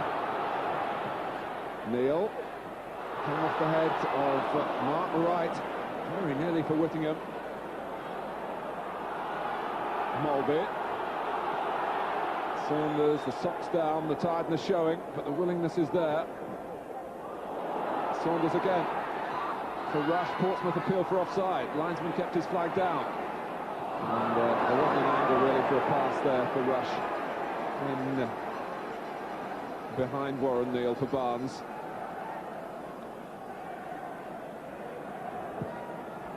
Well, it really is a test of the fittest now. I mean, there's a lot of players on both sides look as if they're on almost empty and looking as if they have to turn on the reserve tanks to get some energy. They've had to work very, very hard, both sets of players.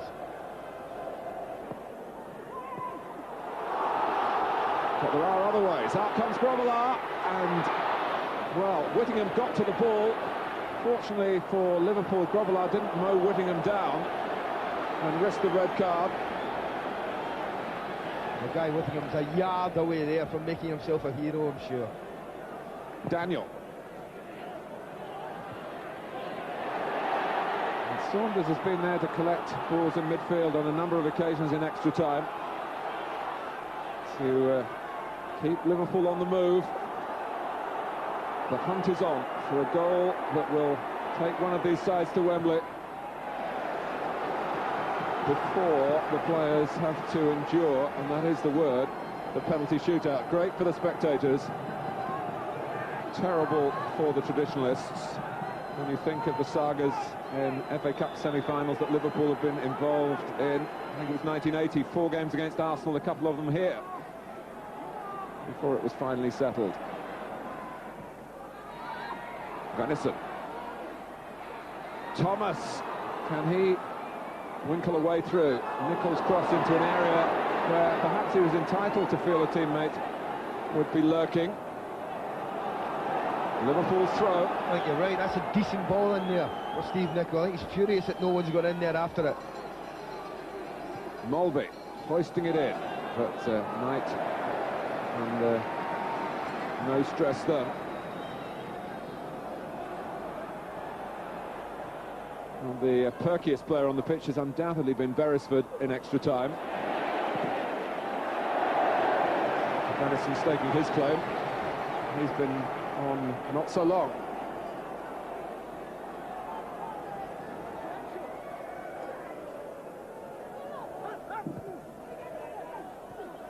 Burns up well. Beresford again looking to get Anderton in. Barnes, Thomas going to the left. Barnes taking cool with him. Still Barnes. Oh, it was deflected. Knight was going. Barnes goes again with the volley, and well, it just takes one little touch off an outstretched leg, a little flick of fate, and you're out. And it almost came there. It was just ominous when it dropped back to Barnes. He's an excellent volleyer of the ball, but he might just produce a piece of magic that would take Liverpool through, but it wasn't to be. But he's looking tired. He's looking like every run he makes now he's taking that little bit more out of him. But he has missed an awful lot of the season.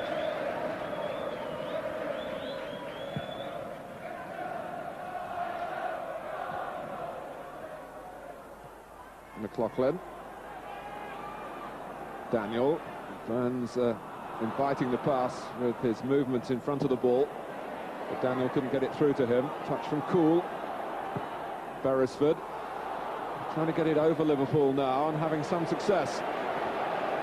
Portsmouth have the throw, invigorating their fans again, who really couldn't have envisaged this at the season start.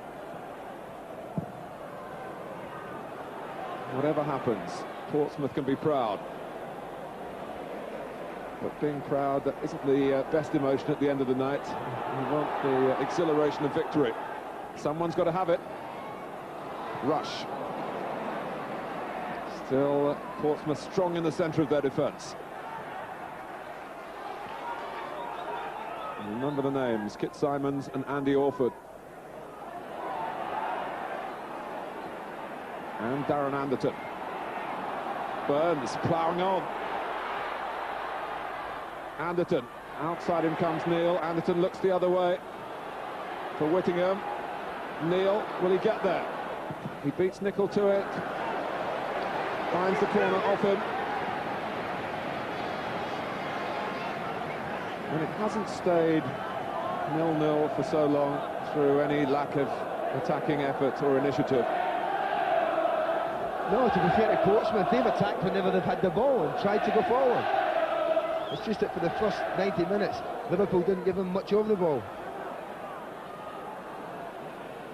I wouldn't support the view, which was floated before extra time, that Portsmouth came here to play for penalties. No, you can't gamble on that, surely. Semi-final. I mean, there are teams that have been accused of that. But you can't gamble when you're going to win it in penalties. I'm sure Jim Smith would feel that his team wouldn't possibly be good enough to try and do that. They've got to do it with their own strategy, stopping Liverpool's strengths and trying to hit on the break. But it's Liverpool looking to hit here with Rush. Thomas was following in well, and Alan Knight didn't take it totally cleanly. Yeah, but I think he knew, Alan Knight, all he had to do was just stop it. There was no one coming in, he could see that. It was just dipping in front of him. I mean, he's really taken everything quite comfortably tonight. And only really been asked to produce one save of any note, that from Dean Saunders early in the first half. And what does that tell you about Liverpool, even though they've been pretty in their play?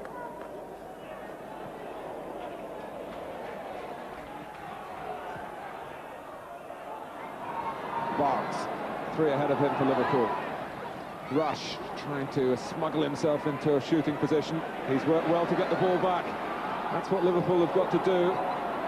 They've got to scrap it out against the second division team. Jim Smith's proud Pompey playing for their lives here.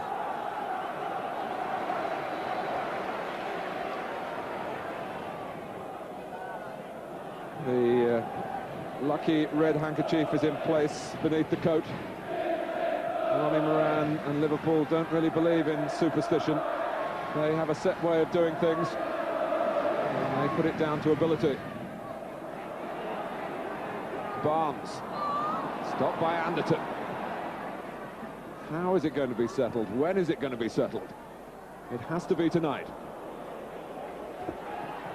Well, I for one hope somebody scores. I have another one of these. Call me old-fashioned if you want, but I'm not a lover of penalties. I know it makes great television and it's great drama, but games like this shouldn't be decided on penalty kicks.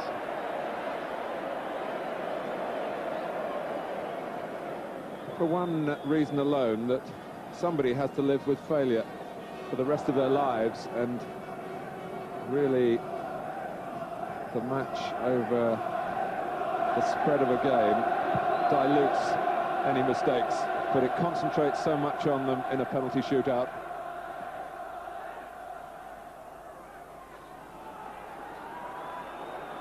We're coming towards the end of the first period of extra time. The two ex-Derby colleagues looking to find an understanding done. They came to Liverpool to win medals and win trophies. If they don't win tonight, they're not going to get anything this season. They've never won trophies just by being Liverpool players in the past, Mark. They've probably worked as hard as any team in the country at winning these championships, these FA Cups, these European things. They don't just come because you play for Liverpool. Oh, and coming quickly off his line then was Knight, to the undying gratitude of Andy Orford, who rather scuffed the back pass. Ian Rush almost tracked it down. It was the last act of the first period of extra time. Portsmouth 0, Liverpool 0. And really at this stage, nothing between them. No, that's for sure, as the scoreline suggests. But since the 90-minute mark, Portsmouth have certainly given as good as they've got in that first period of extra time. Well, a silent prayer from Mike Bailey on the Portsmouth coaching staff. They know they're so near. when the players are looking so tired, Martin, you just think that one goal this time will settle it.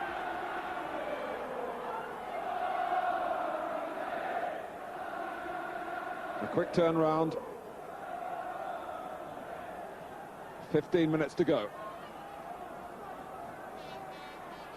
And Beresford looks as though he could play another 2 hours.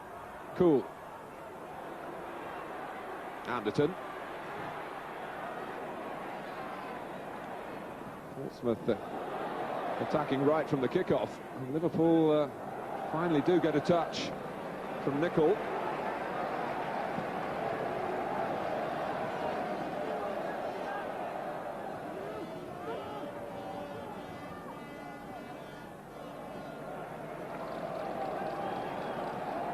Neil with the throw.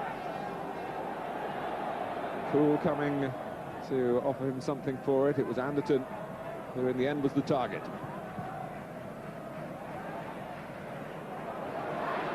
Anderton was striking for goal, was taking the responsibility, although it was rather extravagantly mishit, but he knows he can score against Liverpool. Saunders. Oh, it was the right idea. Thomas had pulled away to the left. John Barnes is really just standing and watching at times. He looks terribly tired. Jones.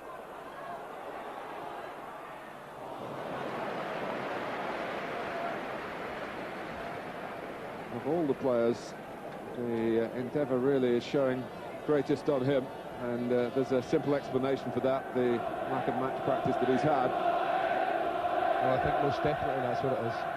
You just see there, the puff of the cheeks told us everything there, didn't it? But you'd keep him on, rather like your best place kicker in other codes, because if a free kick materialises again, he could send them on their way to Wembley. Must be hard for Mark Walters to take, because he would be a natural replacement. But they're going with Barnes and staying with him.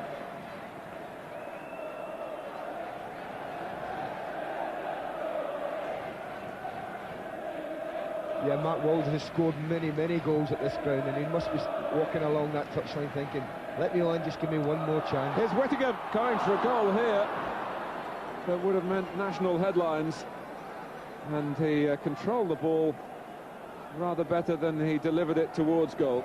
Well, he controls it brilliantly. David Burrows just assumes that I think that that's going to go back to the goalkeeper, but he controlled it better than he shot, that was for sure. But Liverpool have dominated, passed it pretty, and Portsmouth almost break through with a long punt from the goalkeeper down the pitch, and the next touch almost in the back of the net.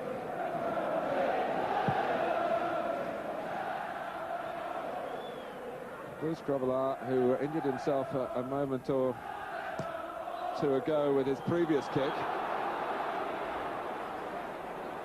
It's a considerable limp now.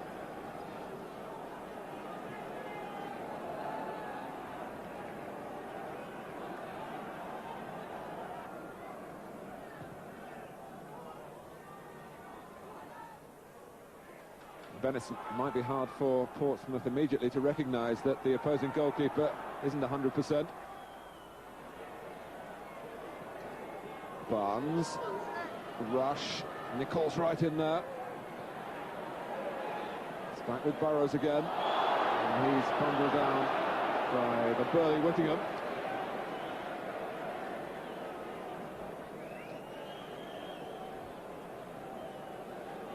Obstruction, would you say?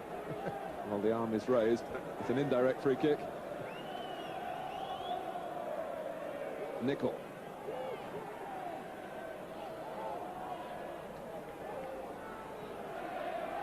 Mulvey getting the better of McLaughlin, and in the end finding the obstacle was Anderton. But this really says so much about Liverpool's season. They don't arrive towards the end of it with any great degree of continuity. They've chopped and changed. Graham Souness has really been tearing out his hair over the past few months with the number of casualties that he's collected. And even though a lot of the first-choice players are here tonight, they're not at their best. And although they will point to long periods when they were able to pass the ball around and make Portsmouth chase, they can't yet point to a goal, let alone a win.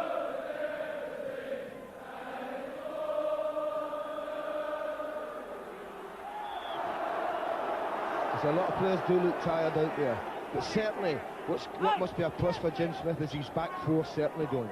The four of them look lively, look alert still, this late on in the game. Well, of course, a good number of them are going through this for the second time in 8 days, and in between, they've played a couple of league games apiece.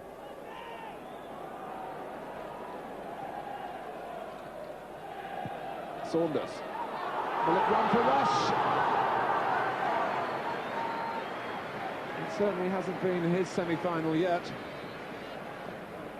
He has found it difficult, but to be fair to Ian Rush, he's hardly had a moment or the ball's arrived at him.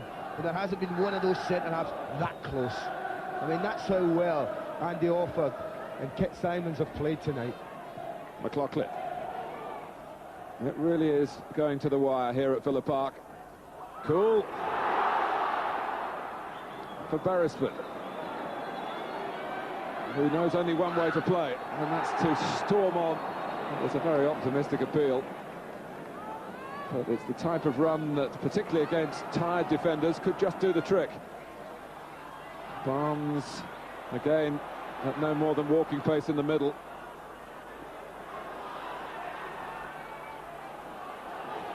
Here's Nicol.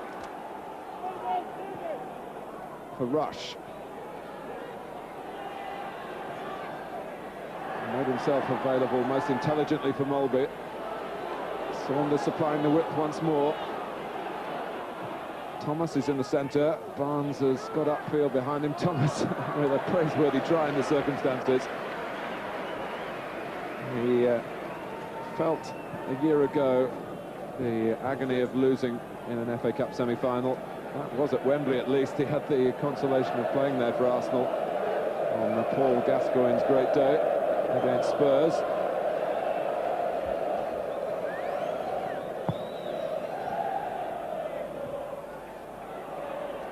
Daniel. Wolford rather got underneath that one. Burns, Whittingham. Whittingham chasing and hoping that those who've been out on the pitch for longer than he has might just find their legs giving out at a crucial moment. Just like that, Mark Walters is going to come on. We wouldn't be surprised if Barnes came off simply because of the tiredness that he's exhibiting, but on the other hand, Liverpool would like him out there in certain circumstances.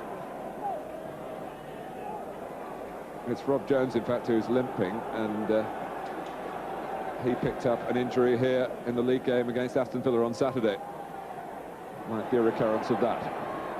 Well, they have a natural replacement, don't they, as well, and Barry Venison there. They can just slot in there in right back position if that's the case.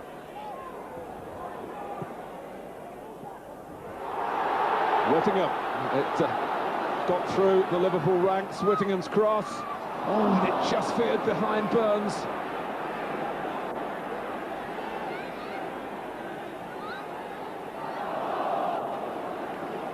Portsmouth have the throw. Daniel. Oh, Grobbelaar moving much more freely now. And you wonder, come a penalty shootout, you think back to that European Cup final, of course. And Grobbelaar so distracted the Roma players in Italy with his antics. And Liverpool went home with the European Cup. Barnes, Neil in the nick of time. Nicol for Rush. Thomas. Now Mulby. Well, Liverpool try to galvanise themselves again.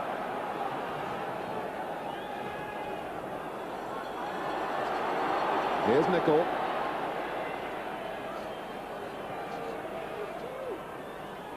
They're doing what they were doing earlier in the game, but at about a quarter of the pace.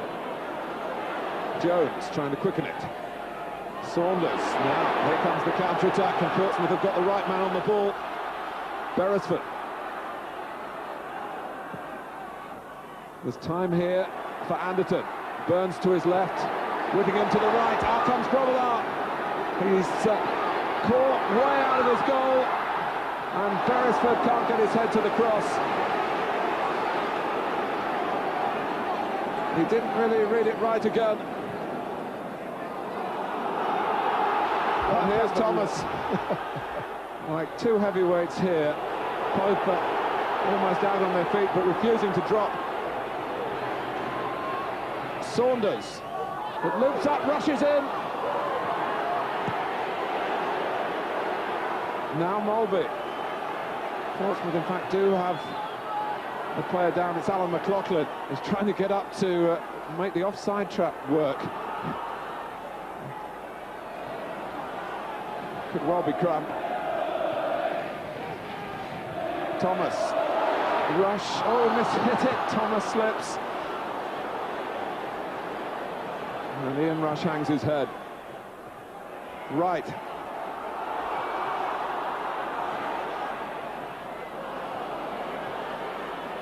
McLaughlin.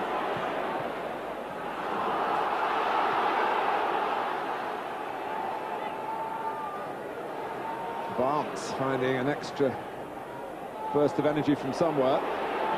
Saunders. He's certainly been consistent in his work rate. Nichols cross! Oh, what a way that would have been to settle it. Rob Jones is going to be taken off now.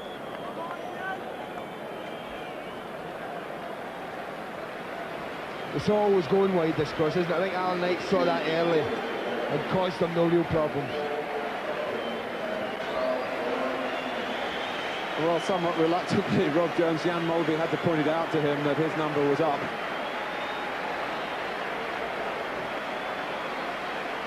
And if it goes to penalties, maybe Rob Jones will tell you after the game that he quite fancied taking one. He seems to have no nerves at all, but Walters, of course, is a penalty specialist. So that might be in the thinking of Ronnie Moran. It's funny because you have to do it these days, man. You have to be conscious of the fact that cup ties just possibly might go to penalties, and you really have to sort these out in training now. Listen to the Pompey fans, they're really, really proud of their team tonight. Trying to lift them that last few minutes verbally, and they're doing a wonderful job of it.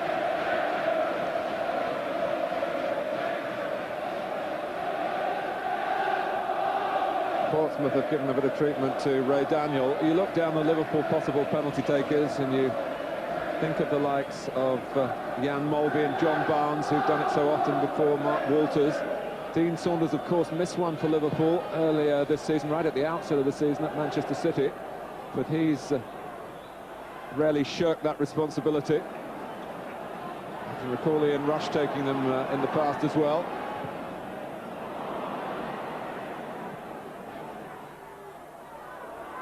Well, I, for one, would prefer another game, but there you go. That's the rules everybody knew at the start of the season. Well, Ray Daniel's obviously got problems in respect that they've shifted John Beresford to left back and pushed Ray Daniel just in front of him.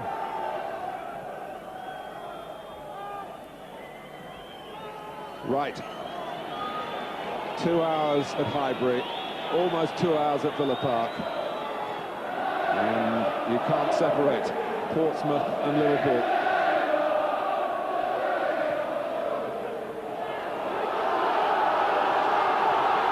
There's a minute left. The FA Cup has a fund of stories about last-minute dramas. Is this going to be the next one? Anderton. Whittingham and Aspinall, who's come on, the two in the centre, and the drama didn't materialise. Portsmouth, after struggling at the outset, have kept pace with Liverpool. But here's Saunders. Nicol. And Beresford controlled that very well, perhaps with a touch of luck, but it stuck so that he could steer it back tonight. He's deserved a bit of luck, though, hasn't he? He's worked tremendously hard, John Beresford. Up and down that left flank all night.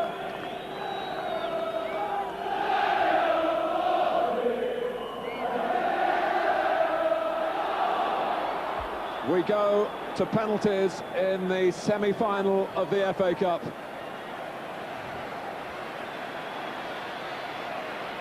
Jim Smith has to come and sort out who's got the legs left to try and propel the ball in from 12 yards.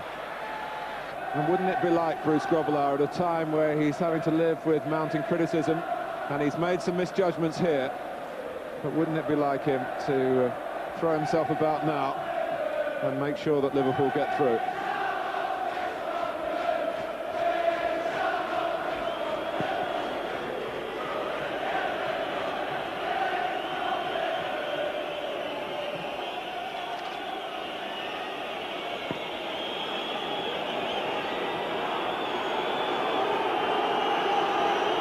Keeping cool for the players, keeping count for the rest of us.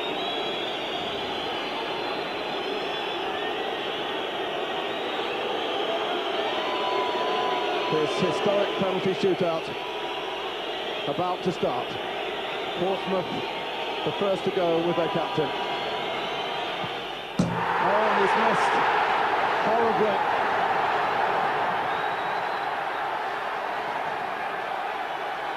A great lift for Liverpool.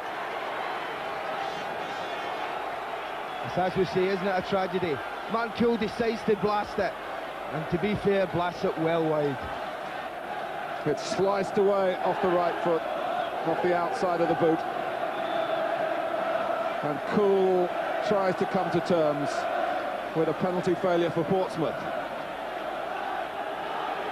John Barnes has done it all before. His last goal for Liverpool was a penalty in the FA Cup at Crewe to complete that hat-trick.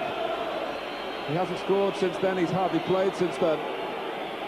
And he put it to the goalkeeper's right. That's the way it goes. So, one penalty apiece, but one goal to Liverpool. Yeah, cool as you like. Tries a little John Aldridge, little stutter, and rolls it quite beautifully in the corner. Some Liverpool players are smiling, others don't want to look. Barnes has played his part. They were right to keep him on. Kit Simons. Here's the second selection for Pompey. And he does well. So it's 1-1.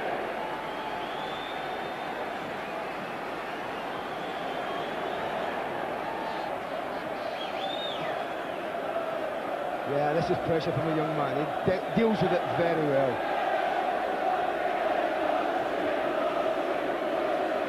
Well, this won't count if it goes in to Ian Rush's FA Cup record. He's still 4 behind the all-time mark of Dennis Law.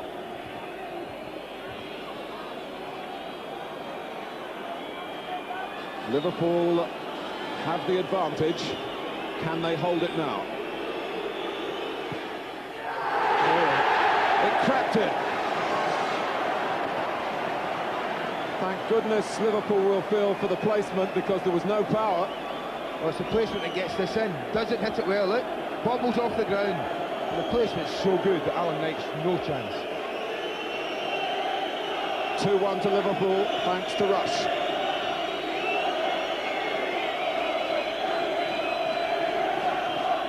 Next to step up, the Portsmouth right-back, Warren Neal.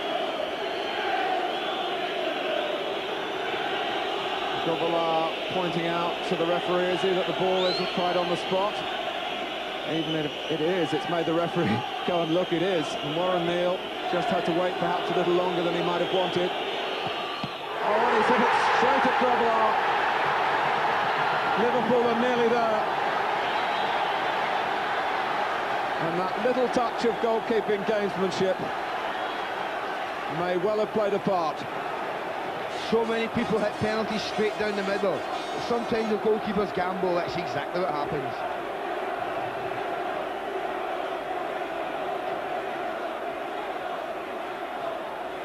Dean Saunders, who took the penalty at Derby, failed with his one at Manchester City for Liverpool.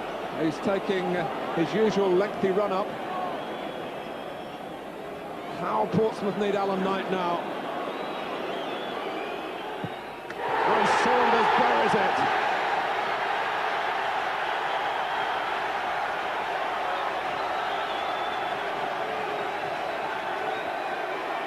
This is a good penalty, isn't it? Runs up at pace.